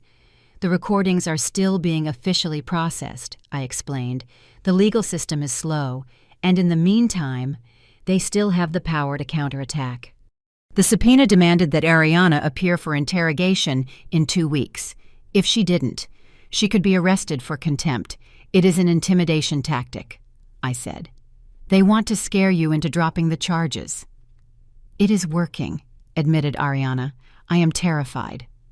Second, my firm received a visit from IRS auditors. They arrived without warning, with orders to review all my files. Lucy called me in panic. Attorney, they are taking computers, documents, Everything. They say they have a warrant. Let them. I said with calm I didn't feel. Everything is in order. Let them review whatever they want. But I knew what this meant. Weeks, possibly months, without complete access to my files, cases that would be delayed, clients who would lose trust, calculated collateral damage. Third, and this was the most painful. A letter arrived. It was from the State Bar Association. A formal complaint had been filed against me, alleging unethical conduct in Ariana's case. They said I had a conflict of interest representing my own daughter, that I had used my position to exert undue pressure on the authorities. The letter indicated there would be a disciplinary hearing, depending on the result. I could face temporary suspension of my license. 32 years of impeccable career, 32 years defending what is right, and now, for defending my own daughter, my license was at risk. That night I sat in Robert's study, the one we had shared for so many years, his books still on the shelves, his chair still by the desk. I needed his wisdom, his calm, his perspective. I do not know if I can do this. I told the empty space. I do not know if I am strong enough. Of course there was no answer. But then I remembered something Robert used to say when I came home after especially difficult days in court. Elena, justice does not always win, but those who fight for justice never really lose, because the act of fighting itself, of refusing to give up, is already a victory. He was right. He was always right. I got up, dried the tears I hadn't noticed were falling, and went back to the living room where Ariana was sitting, looking at her phone with a lost expression. "Daughter," I said, sitting next to her, "I need you to understand something." She looked at me. "We are going to lose things in this fight. Maybe I lose my license temporarily. Maybe you lose some cases at your work. Maybe we lose friends, reputation, money. Mom, let me finish. We are going to lose things. But there is something we are not going to lose. We are not going to lose your life. We are not going to lose your dignity. We are not going to lose the truth. And when all this ends, when you look back, you are going to be able to live with yourself, because you are going to know you did the right thing, that you did not give up to fear, that you did not allow a violent man and his murderer mother to dictate your destiny." Ariana hugged me. "Thank you," she whispered, "for not giving up on me. Never, my love. Never." We stayed like that, hugging, while outside the sun set over the city. Tomorrow would come with new challenges, new battles, new attempts to destroy us. But tonight, in this moment, we were simply a mother and a daughter, supporting each other, and that, I decided, was enough. Because the most important moral revelation was not about Helen or Mark. It was about us, about our strength, about our resistance, about our absolute refusal to be destroyed. They had power, money, connections. But we had something stronger. We had the truth. And the truth, sooner or later, always finds its way to the light, even if it has to go through all the darkness first. I still wonder if I did the right thing by not giving in to pressure. Sometimes I wonder if protecting my daughter was worth risking everything I built. And you, what would you have done in my place? The disciplinary hearing was scheduled for a Tuesday morning. I dressed in my most formal suit, the navy blue one Robert had given me for my 10th anniversary as a lawyer. I applied makeup carefully, covering the dark circles from sleepless nights. I pulled my hair back into an impeccable bun. I had to look like what I was, a professional with 3 decades of unblemished experience, not like a woman on the verge of collapse. Ariana wanted to come with me, but I told her to stay home. I didn't need her to see her mother being judged for the simple act of protecting her. The Bar Association building was downtown, an old building, imposing, with those columns that are supposed to inspire respect for justice. That morning, it only inspired nausea. The hearing room was on the 3rd floor. When I entered, there was a panel of 5 lawyers sitting behind a long table, 3 men, 2 women, all older than me, all with carefully neutral expressions. I recognized 2 of them, Attorney Arthur Mills, a corporate lawyer who had always looked down on those of us dedicated to family cases, and Attorney Patty Ross, who 30 years ago had been my classmate in law school. We hadn't spoken in decades. Attorney Vance, said the president of the panel, a man of almost 70 named Richard Fountain. Thank you for appearing, as if I had a choice. I sat in the chair in front of them. Alone. My lawyer, a colleague who had offered to represent me at no cost, was sitting behind me. But this was my battle. This hearing, began Mr. Fountain, has been convened to review a complaint filed against you for alleged unethical conduct in the case against Mr. Mark Harrison. Do you understand the charges? I understand them, I said with a firm voice, and I reject them completely. The complaint alleges that you have a conflict of interest representing your daughter, that you used your personal influence with authorities to accelerate an arrest without due investigation, and that you have conducted a defamation campaign against Mr. Harrison and his family. Every word was a carefully constructed lie, but presented with that formal legal language, it sounded almost credible. Mr. Fountain, I said, my daughter was a victim of domestic violence in my presence. I was a direct witness. There is no conflict of interest in protecting a victim, especially when that victim is your own daughter. In fact, any mother who did not act in those circumstances would be the one who deserved to be questioned. But as a lawyer, intervened Mr. Mills with that condescending tone that irritated me so much, you should have known that the most appropriate thing was to recommend your daughter seek independent representation.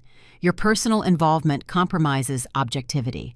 Objectivity, I repeated, feeling the rage rise. You want to talk about objectivity when my daughter was bleeding on a dining room floor, when her husband had just hit her 3 times in front of me, Attorney Vance, said Mr. Fountain in a warning tone. Maintain a professional tone.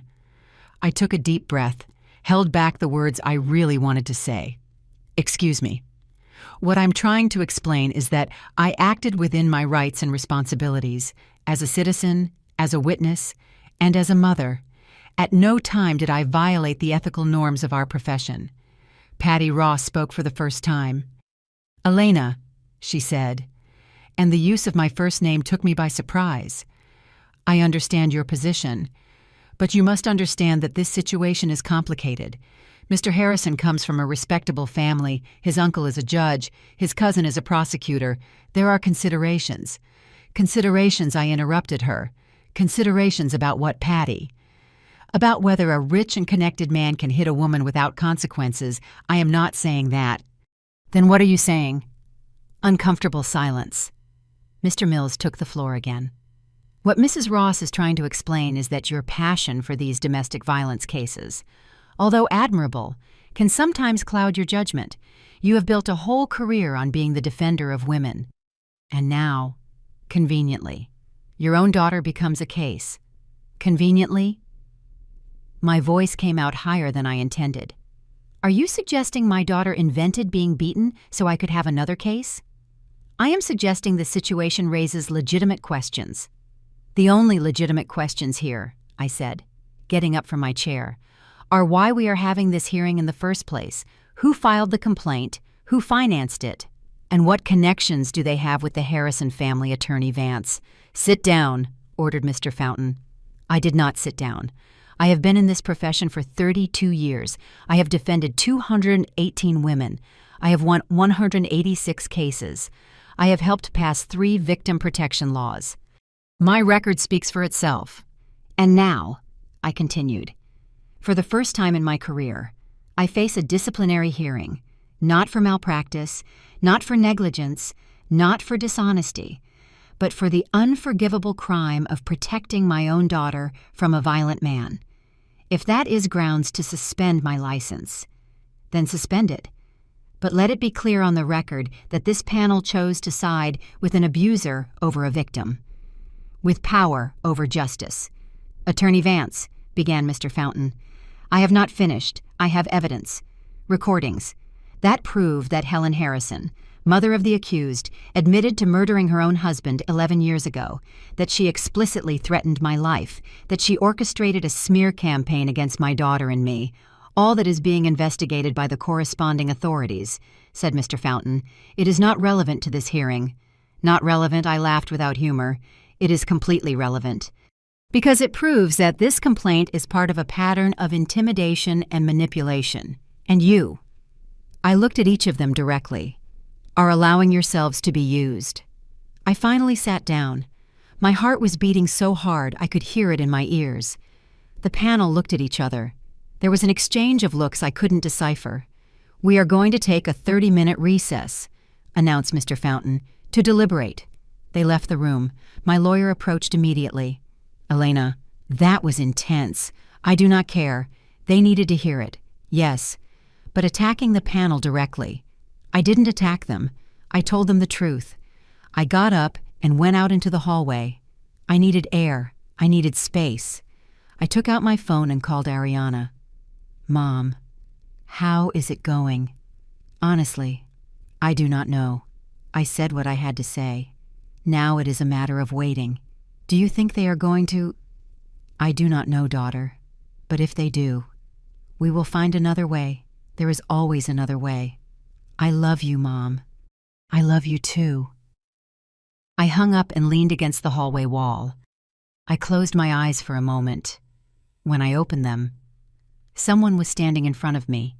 It was an older man, maybe 80 years old, with a cane and a suit that had seen better days. "Attorney Vance," he asked with a trembling voice. "Yes. Can I help you?" "No. I came to help you." I looked at him more closely. There was something familiar in his face, but I couldn't place it. "Excuse me, do we know each other? Not directly, but I knew Ray Harrison. He was my first cousin." My breathing stopped. "I am Albert Harrison," he continued. "I was the person who testified in the original investigation into Ray's death, the person who was later threatened into silence." "Did you send the package?" I asked quietly. He nodded slowly. "I have lived with that guilt for 11 years.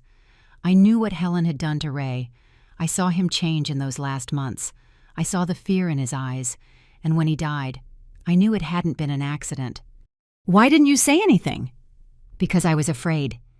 Helen threatened me. She told me if I kept talking, I would have the same accident as Ray. And I was a coward. I let her get away with it." His eyes filled with tears. "But when I saw what she was doing to that girl, to your daughter, I couldn't stay silent anymore. I hired a private investigator. I put listening devices in Helen's house when I went to a family dinner. I recorded everything for 3 weeks." "Why anonymously?" "Because I'm still afraid, because I have grandchildren, because the Harrison family has power. But at least now the truth is out there. At least now there is a chance for Helen to pay." I looked at this old man, trembling with his cane, who had found the courage to do the right thing after 11 years. "Thank you," I said simply. "Thank you for giving Ray a voice after so long. It was the least I could do. He was a good man. He didn't deserve what happened to him." "Would you be willing to testify?" "Officially." He hesitated. "If they guarantee me protection, then yes. It is time for this to end. It is time for Ray to have justice." I gave him my card. I promised him that Commander Miller would get in touch to organize protection. When he left, limping with his cane down the hallway, I felt something I hadn't felt in weeks. Hope. The 30 minutes turned into an hour, then 2. Finally, they called me back to the room. The 5 members of the panel were sitting again. Their expressions were illegible. Mr. Fountain spoke. "Attorney Vance, this panel has carefully reviewed the evidence presented, the allegations against you, and your defense arguments." He made a pause that seemed eternal. "We have decided to temporarily suspend this hearing." But I couldn't contain my surprise. Given the new revelations about the Harrison case and the evidence being processed by criminal authorities, we consider it premature to issue a judgment on your professional conduct at this time. The hearing will be postponed indefinitely. Pending the resolution of the criminal case, your license will remain active during this time. It was not a victory, but it was not a defeat either. It was a postponement, a temporary truce. However, continued Mr. Fountain, it must remain clear that if at any moment it is determined that you acted unethically, this hearing will resume. "I understand," I said. "Can I leave?" I got up. I said nothing else. There was nothing else to say. When I left the building, the sun was at its highest point. It was hot. The city bustled with normal life. I called Ariana immediately. They didn't suspend me, I said as soon as she answered. They postponed the decision. Is that good?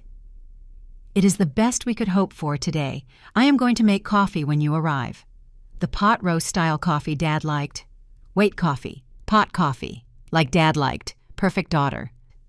Perfect. But while I drove back to the suburbs, I didn't feel relieved. I felt exhausted. Exhausted from fighting. Exhausted from defending us. Exhausted from having to justify every action, every decision, every word. I arrived home and found Ariana in the kitchen. As she had promised, the smell of coffee, cinnamon, brown sugar, filled the house. It reminded me of Robert. It reminded me of quiet Sundays. It reminded me of a life that no longer existed. "Mom," said Ariana, pouring me a cup. "Are you okay?" "Yes," I lied. "Just tired. There is something I need to tell you." Something in her tone put me on alert. "What happened?" "I received a call from the pharmaceutical company." My stomach sank. "They officially fired me. They said my indefinite leave has become contract termination by mutual agreement, according to them, to avoid scandal." "Ariana, it is not your fault, Mom. It is just that. It is just that I am losing everything. My career, my friends, my reputation. Everything I worked for 10 years, is crumbling." I watched her sit at the kitchen counter, with that same defeated posture I had seen in hundreds of victims throughout my career, and I realized something terrible. We were losing. Not legally, not yet. But we were losing the war of attrition. Helen and Mark didn't need to win in court. They just needed to destroy us slowly, take away everything that mattered until there was nothing left to fight for. It was a brilliant strategy in its cruelty, and it was working.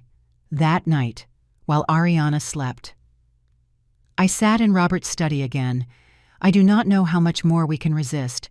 I told his photograph on the desk, "We are losing everything, and I don't even know if in the end it is going to be worth it." Of course. There was no answer. But then, my phone rang. It was Commander Miller. "Attorney, I need you to come to the station, tomorrow early. It is urgent. What happened? Mark Harrison violated the restraining order. He was arrested 2 hours ago." My heart accelerated. "What did he do?" "He went to the house in the hills, the house he shared with Ariana. Apparently he didn't know we had installed surveillance after the threats. The cameras caught everything, caught what the commander paused. They caught him destroying the house, breaking windows, destroying furniture, and writing messages on the walls." "What kind of messages?" "Threats. Very specific threats against Ariana and against you." I closed my eyes. Where is he now in custody? This time he is not going to get out easily. Not with violation of a restraining order, destruction of property, and threats documented on video. I will be there first thing. I hung up and stared at the darkness outside the window. Mark had lost control. He had crossed the line so obviously that not even his family could protect him this time. It was a victory. But I didn't feel victorious. I felt hollow, because I knew this wasn't over. That Helen was still out there, free, dangerous, and that while she existed, none of us would be truly safe. The house in the hills looked like a war zone. We arrived early in the morning, Ariana and I, escorted by Commander Miller. The police had cordoned off the area. Neighbors peeked from their windows, some taking photographs with their phones. The scandal Mark so feared creating. He had finally created it himself. The front door was splintered, as if it had been kicked repeatedly. When we entered, the smell of spray paint hit me immediately. The walls were covered with words. "Liar. Bitch. I am going to kill you. This is not over." Written with red spray, like blood. Ariana covered her mouth, holding back a sob. The furniture was destroyed. The sofa she had chosen with such care, slashed with something sharp. The dining table, where that fatal dinner had occurred, overturned. The fine porcelain plates that had been my mother's, shattered on the floor and in the kitchen. We found the worst part, The Japanese knife Robert had given Ariana, the one that had been damaged that first time Mark hit her. Now it was stuck in the wooden table. Next to it, a handwritten note. "For when you return." The implications were clear and terrifying. "Everything is documented," said Commander Miller, showing me his tablet with the security footage. He arrived at 11:30 at night. He spent 3 hours here, systematically destroying every room. In the video, I could see Mark moving like he was possessed, screaming, crying, breaking. At some moments, he talked to himself, as if he had a conversation with someone who wasn't there. "Is he under the influence of something?" I asked. "Toxicology analysis pending, but his behavior suggests a psychotic episode, or simply uncontrolled rage." Ariana walked through the house like in a trance, touching the remains of her previous life. "I bought that lamp in Oaxaca," she murmured, looking at the pieces of ceramic on the floor. "On our first anniversary, I thought we were going to grow old together in this house." She knelt next to the fragments, touching them carefully, as if they were sacred relics of a life that no longer existed. "Ariana," I said softly, kneeling next to her, "this is not your life. This was an illusion. Your real life is waiting for you. A life without fear, without violence, without having to measure every word. But Mom, look at this. Look at what my marriage became. Walls with threats, destroyed furniture. How did we get here?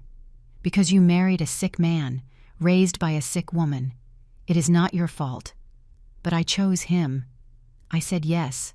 I ignored all the signs, because he deceived you. Because that is what abusers do. They present themselves as Prince Charming until the trap closes." I helped her up. Her knees were trembling. "Do you want to take anything?" I asked. "Anything you want to keep?" She looked around. The destroyed living room, the ruined dining room, the kitchen stained with hate. "No," she said finally. "I do not want anything from here. This house is cursed with his violence, with his rage. Let it rot." It was the first time I heard true clarity in her voice since all this started. "But there is something I need to do," she continued. "What I need to see him. Mark. Yes, I need to see him in the eyes one last time. I need to tell him what I could never tell him when we were together." Commander Miller was listening to us. "I can arrange it," he said. "He is in custody. He has the right to visits from his wife. Technically, they are still married. But, attorney," he looked directly at me, "are you sure it is a good idea?" "No," I admitted. "I am not sure, but it is Ariana's decision." We looked at my daughter. "I am sure," she said with a firm voice. "I need to do this. For me." 2 hours later, we were in the prison visiting room. Ariana had changed clothes. She had put on a simple but elegant dress. She had applied light makeup. She looked beautiful, strong, nothing like the broken woman Mark expected to find. I was sitting outside, watching through the glass of a door. Commander Miller was next to me, along with 2 security guards, if he makes any threatening move. The commander assured me, "We enter immediately." I nodded. Mark entered the room handcuffed. He had lost weight. He had deep, dark circles. His prison clothes were too big for him. He no longer looked like the successful and well-dressed engineer I had met 5 years ago. He looked like what he was, a man destroyed by his own violence. When he saw Ariana, his face went through a sequence of emotions: surprise, relief, hope. "Ariana," he said, his voice breaking. "You came. I knew you would come. I knew you still loved me." Ariana did not respond immediately. She just looked at him with an expression I couldn't decipher. "Sit down, Mark," she said finally. He obeyed, sitting in front of her with his hands handcuffed on the table. "I made a mistake." He began immediately. "A terrible mistake last night. I do not know what happened to me. It was like something broke inside me. But I can fix it. We can fix everything. If only you forgive me. I did not come to forgive you." Ariana interrupted him. The silence that followed was absolute. "What I did not come to forgive you, Mark. I came to tell you the truth. The truth I should have told you 3 years ago." "Ariana, please, no." Now it is my turn to speak. For the first time in our marriage, you are going to listen to me without interrupting, without screaming, without hitting." Mark closed his mouth. Something in Ariana's tone must have told him that this time was different. "When I met you," she continued, "I thought you were everything I had always dreamed of. Smart, successful, charming. My friends envied me. My family admired you. I thought I had won the lottery. But little by little, so gradually I barely noticed, you started changing me, molding me into something that wasn't me. You criticized my clothes. You questioned my friendships. You controlled my time. And I allowed it because I thought that was love. I thought your jealousy meant you cared." "Ariana, everything I did was because I loved you." "No," she said firmly. "What you felt was not love. It was possession. I was not your wife. I was your property, something you thought you could control, manipulate, punish when I didn't obey." Mark shook his head, tears beginning to fall. "No, it is not like that. I love you. I have always loved you. Did you love me when you hit me for spilling a drop of water? Did you love me when you locked me in our room because I arrived late from work? Did you love me when you destroyed the house we bought together and wrote death threats on the walls? Every question was a stab. Mark shrank with each one. "Your mother taught you that is how you love," continued Ariana, "because that was how she loved your father, with control, with violence, with the belief that she had rights over his life. Do not bring my mother into this. Your mother murdered your father, Mark. She killed him and made you believe it was an accident. She raised you with that lie. She taught you that violence was normal, that control was affection, that victims were guilty. That is a lie," screamed Mark, getting up from his chair. The guards tensed, ready to intervene. "Sit down," ordered Ariana with supernatural calm. And to my surprise, Mark obeyed. "We have recordings," said Ariana, "of your mother admitting what she did, threatening to do the same to me, with you on the side, listening, supporting her. She wasn't serious. Yes, she was serious. And deep down, you know it. You have always known it. That is why you never questioned the accident story. That is why you never really investigated how your father died." Mark crumbled, literally folded over the table, sobbing. "I do not know who I am without her," he admitted between tears. "I do not know how to be. She is all I have." "And that," said Ariana, "is precisely the tragedy, because you could have been different. You could have chosen to be the man you pretended to be when we met, but you chose to be like her." "What am I going to do?" Mark asked, with the voice of a lost child. "What is going to become of me, I do not know. And honestly, Mark, it is no longer my problem." Ariana stood up. "I came here for a reason. To tell you that I am no longer afraid of you, that I no longer blame myself for what you did to me, that I understand you were both victim and perpetrator. But that doesn't excuse what you did. I came to tell you that I am starting divorce proceedings, that I am going to recover my house, my money, my life, and that never, never again are you going to have power over me. Ariana, please, do not go. Goodbye, Mark. I hope one day, in some prison cell, you find the real therapy you need, not for me, but for you. And for any woman who has the misfortune of crossing your path in the future." She turned around and walked towards the door. Ariana screamed Mark. "Ariana, I love you. I will always love you." She stopped at the door without turning around. "Love does not hurt, Mark. What you felt was never love." And she left. When the door closed behind her, I saw her transform. The shoulders she had kept tense during the entire conversation finally relaxed. The tears she had been holding back finally fell, but they were not tears of sadness. They were tears of liberation. I hugged her in the hallway, while Mark kept screaming her name from the visiting room. "It is over," I whispered to her. "It is over." "Yes," she responded. "It is over."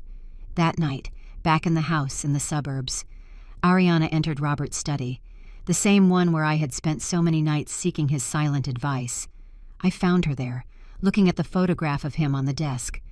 "Do you know what is the strangest thing?" she said without looking at me. "During all these months, I thought Dad would feel disappointed in me for having married Mark, for not having seen the signs, for needing to be rescued. Your father would never have been disappointed in you. I know now, because Dad taught me what real love was. He showed me what a marriage should be. Mutual respect, unconditional support, constant kindness. That is why I knew something was wrong with Mark," she continued, "because Dad set the standard, and Mark never came close to reaching it." She turned to me. "Thank you, Mom, for not giving up, for fighting when I couldn't, for being strong when I was broken. Always, daughter, always." We hugged in that study that smelled of old books and coffee, surrounded by the memories of a man who had taught us what it meant to love correctly. The next day, we formally initiated divorce proceedings. We also filed additional charges for destruction of property and threats with the security recordings. It was an open and shut case.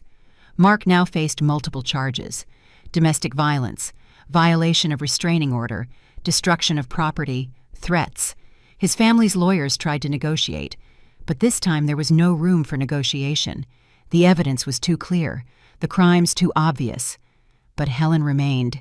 She was still free, waiting for trial for her participation as an accomplice in the violence against Ariana. But now, with Albert Harrison's testimony and the recordings confessing Ray's murder, the prosecutor's office was reopening that investigation too. One afternoon, a week after the confrontation with Mark, I received an unexpected call. It was Helen, Attorney Vance. She said with that voice I had learned to hate, "We need to talk. We have nothing to talk about. On the contrary, we have a lot to talk about. My freedom, my son's future, and what I am willing to do to protect both things." "Are you threatening me?" "No, dear. I am offering you a deal. I do not make deals with murderers." "How dramatic. Listen, I know you have recordings. I know that traitor Albert sold me out, but I also know those recordings are not admissible in court. They were obtained illegally. They may not be directly admissible, but they give grounds for a full investigation. And when that investigation ends, you are going to pass the rest of your life in prison. Maybe or maybe not. My family has resources, good lawyers, connections. We can prolong this for years, decades. What is your point? My point is that we are both tired. You, your daughter, me, my son. All of us have lost something in this war. Wouldn't it be better for everyone if we simply ended this? How withdraw the charges against Mark? Convince Ariana to accept an amicable divorce without compensation, and I will make sure the investigation regarding Ray stalls. We all go on with our lives." "Are you crazy? Do you think I am going to let your son escape without consequences?" "Not without consequences. With reduced consequences. 1 year in prison instead of 6. Mandatory therapy. Permanent restraining order. Something that allows him to rebuild his life eventually. He hit my daughter. He threatened her with death. He destroyed her property.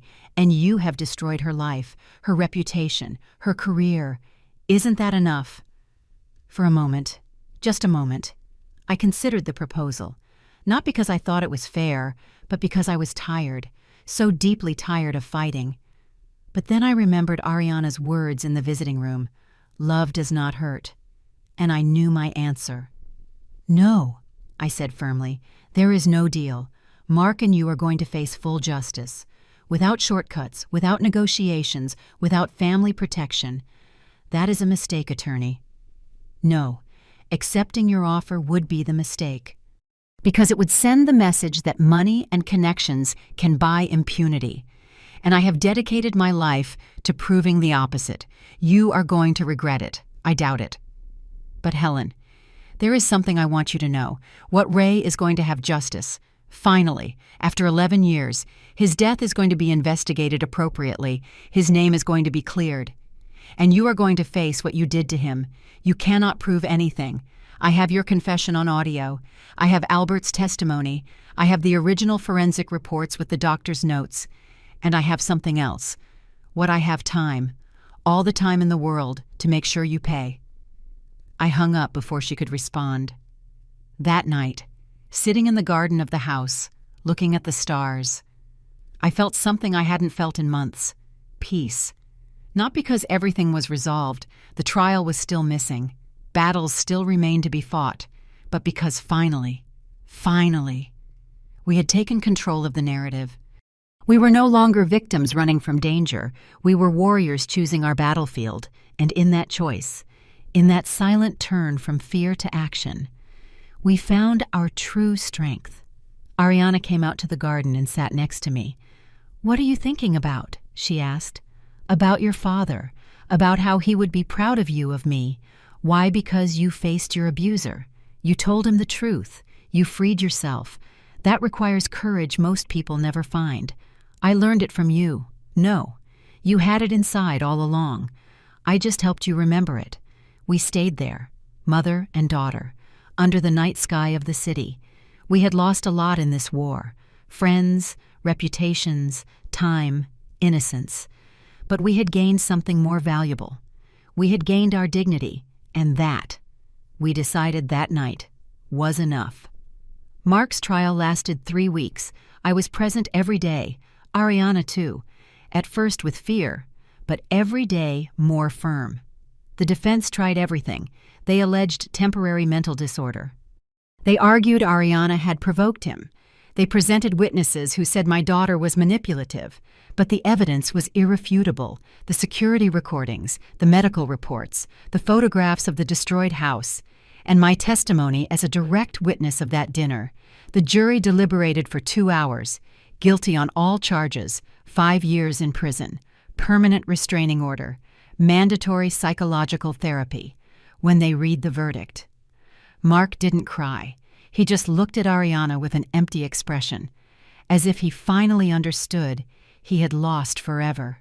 Helen, sitting in the gallery, did cry, but they weren't tears of regret.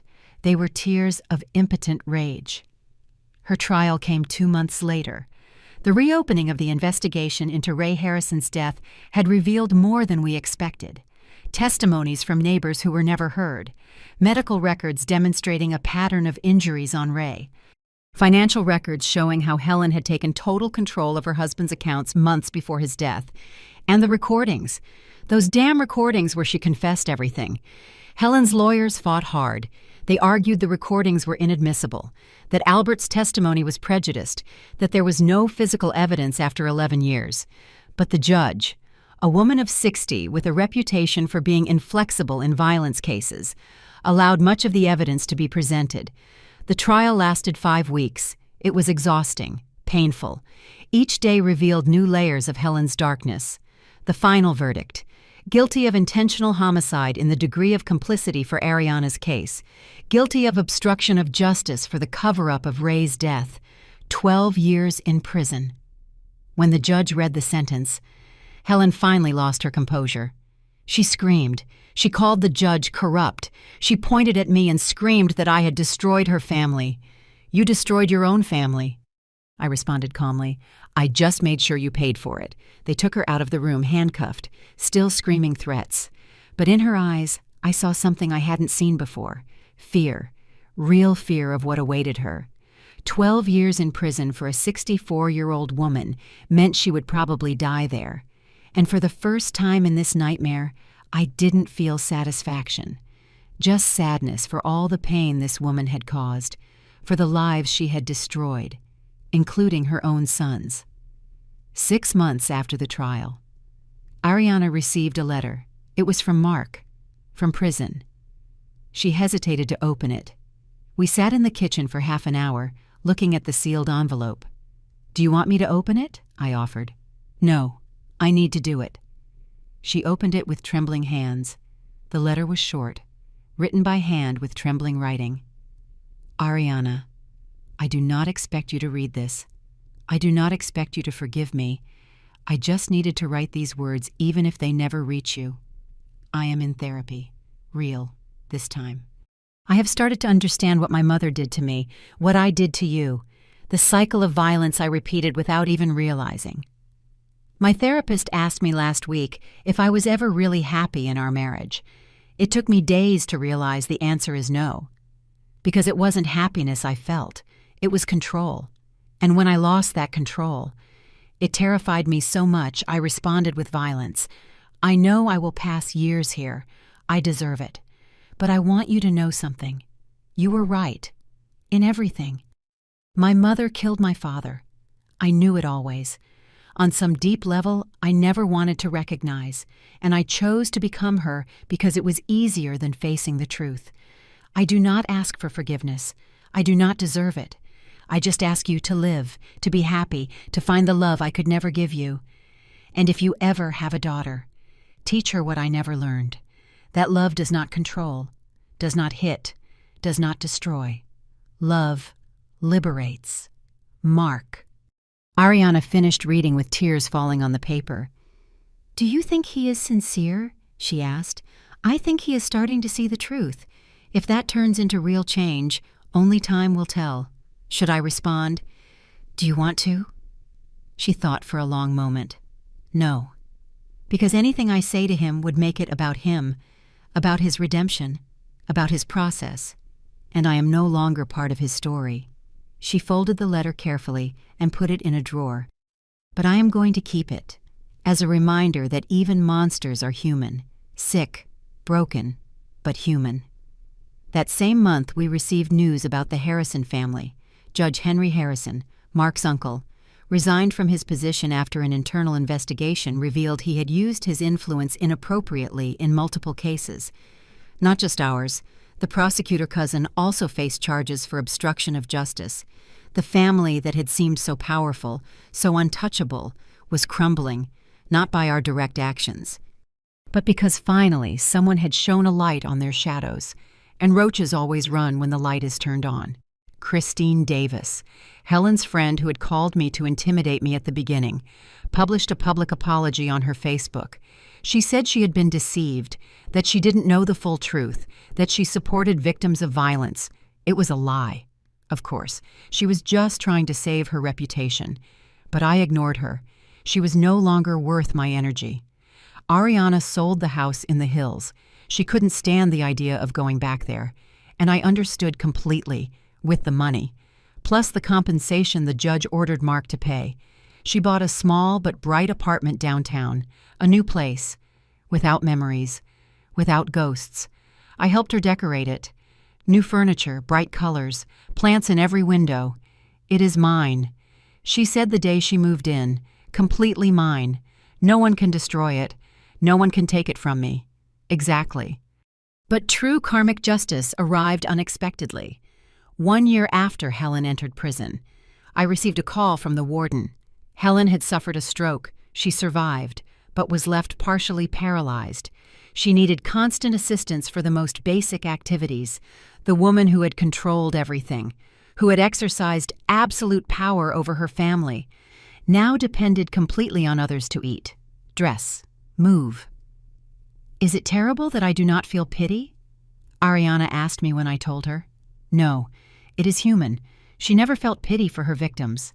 But I do not feel happy for her suffering either. "That," I said, "is what makes you different from her. That is what makes you better." Life, we discovered, has a poetic way of collecting its debts. Mark, the man who used his strength to control, now lived in a cell where he had no control over anything. Helen, the woman who had taken mobility and life from Ray, now had lost her own mobility. And us, the ones who had been pushed, beaten, threatened, now walked free. It wasn't revenge, it was balance. The universe, finally, finding its middle point. 2 years after the arrest, Ariana got a new job, in a smaller company, but with a boss who valued her talent and respected her boundaries. She started going out with her friends again. Some of the old ones returned, apologizing for having abandoned her. Ariana forgave them, but kept distance. She had learned who her true allies were. She even started dating someone new, a doctor she met at a conference. Gentle, patient, without any need to control her. "He is so different, Mom." She told me one afternoon while we drank coffee in her apartment. "He asks my opinion. He respects when I say no. He encourages me to spend time with my friends. It is. It is so strange that it is normal. That is how it should always be. I know now, thanks to you, and thanks to Dad, for showing me what real love looks like. As for me, my license was never suspended.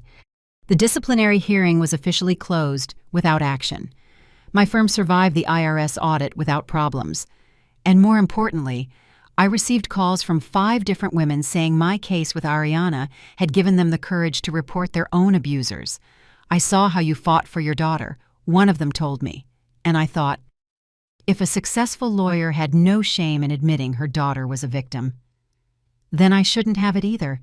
That was my real payment, not money, not public recognition. But knowing our nightmare had lit the path for others.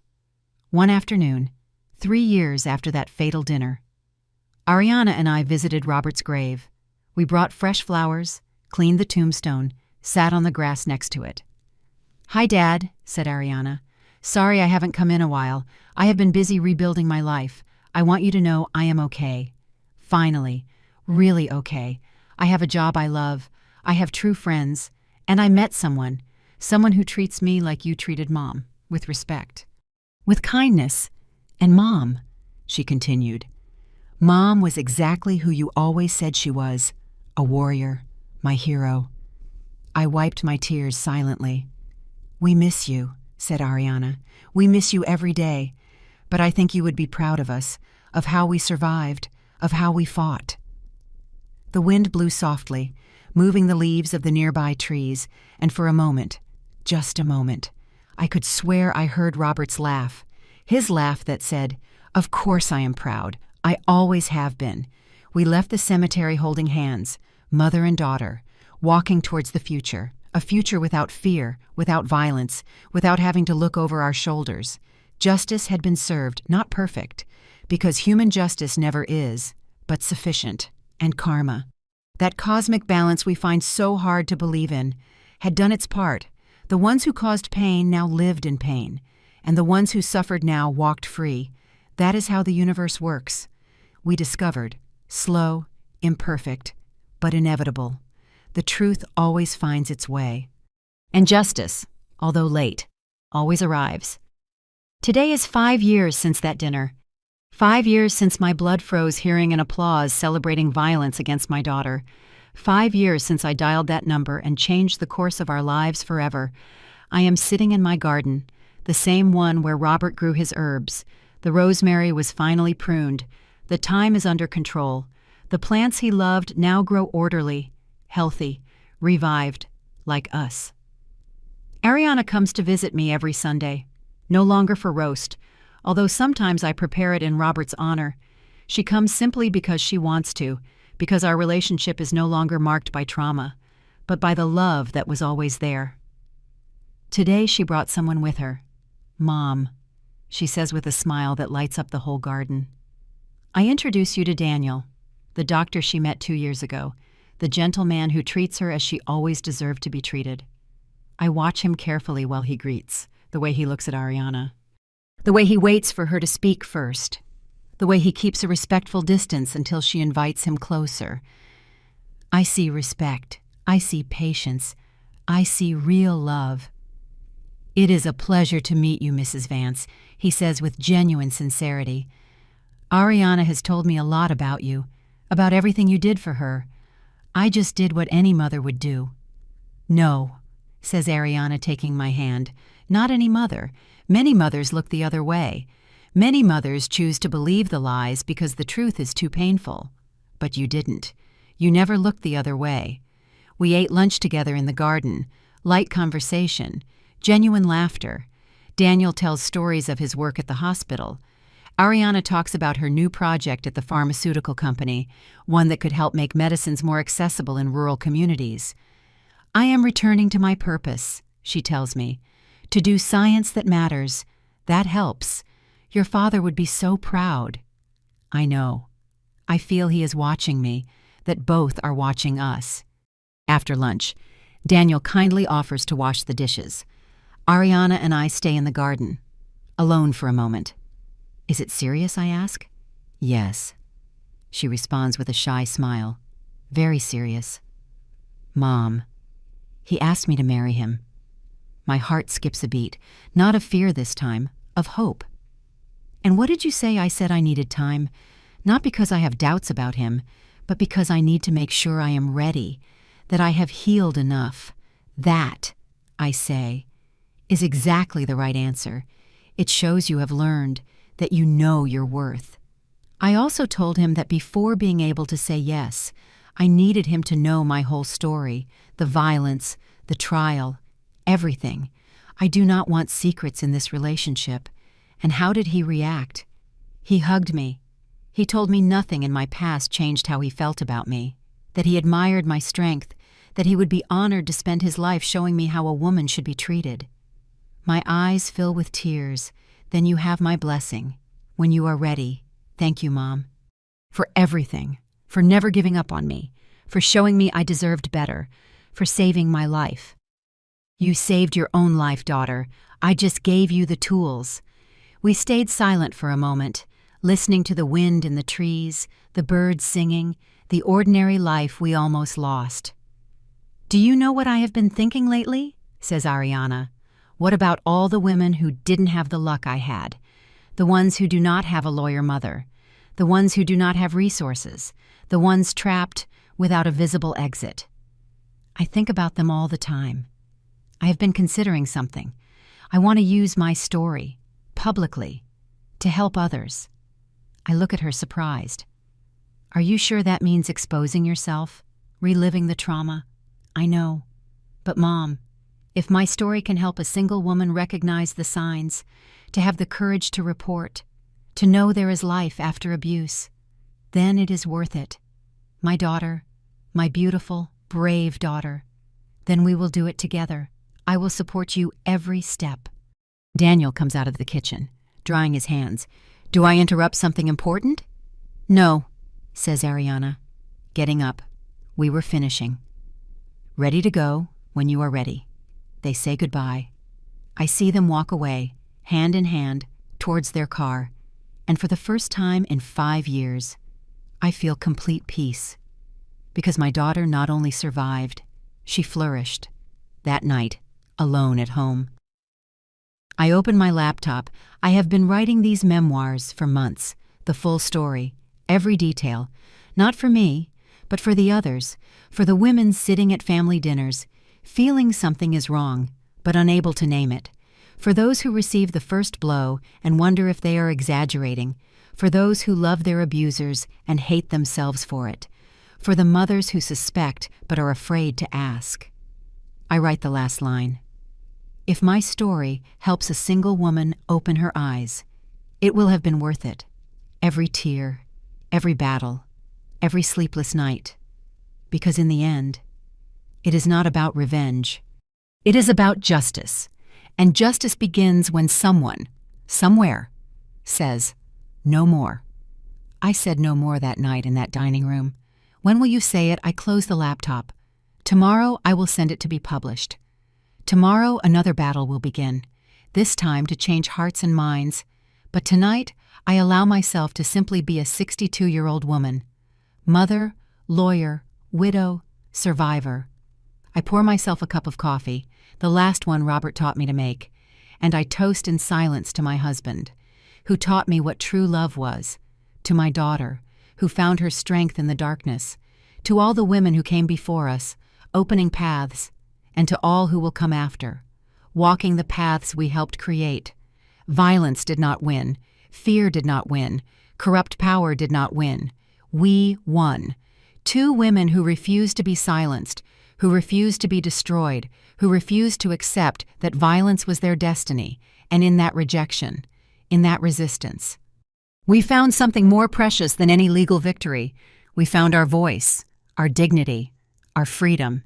If you are listening to this and recognize your story and mine, I want you to know something. You are not alone. You are not crazy. It is not your fault. And yes, there is a way out. It may be you do not see it now. It may be you feel trapped. It may be you love the person who hurts you, and that confuses you. All that is normal. But listen to me well. You deserve love that does not hurt. You deserve respect that does not condition. You deserve to live without fear. And when you are ready, when you finally say, "No more," there will be people there to help you. Lawyers, counselors, shelters, families, friends. It may be you lose things on the way. I lost friendships, reputation, years of peace. But I gained something more important. I gained my daughter back, and she gained her life. So thank you for listening to the end. Thank you for allowing me to share this story I kept too long. If this story touched your heart, subscribe and activate the bell to hear more stories of women who transformed their pain into wisdom. Every day, a woman, a life lesson. Share this story with someone you love. Sometimes, a story like this can change a whole day, can change a whole life. God bless you. And remember, true love never hurts. Never. Until next time, with love. Elena Vance, a mother who saved her daughter, and a daughter who saved her own life.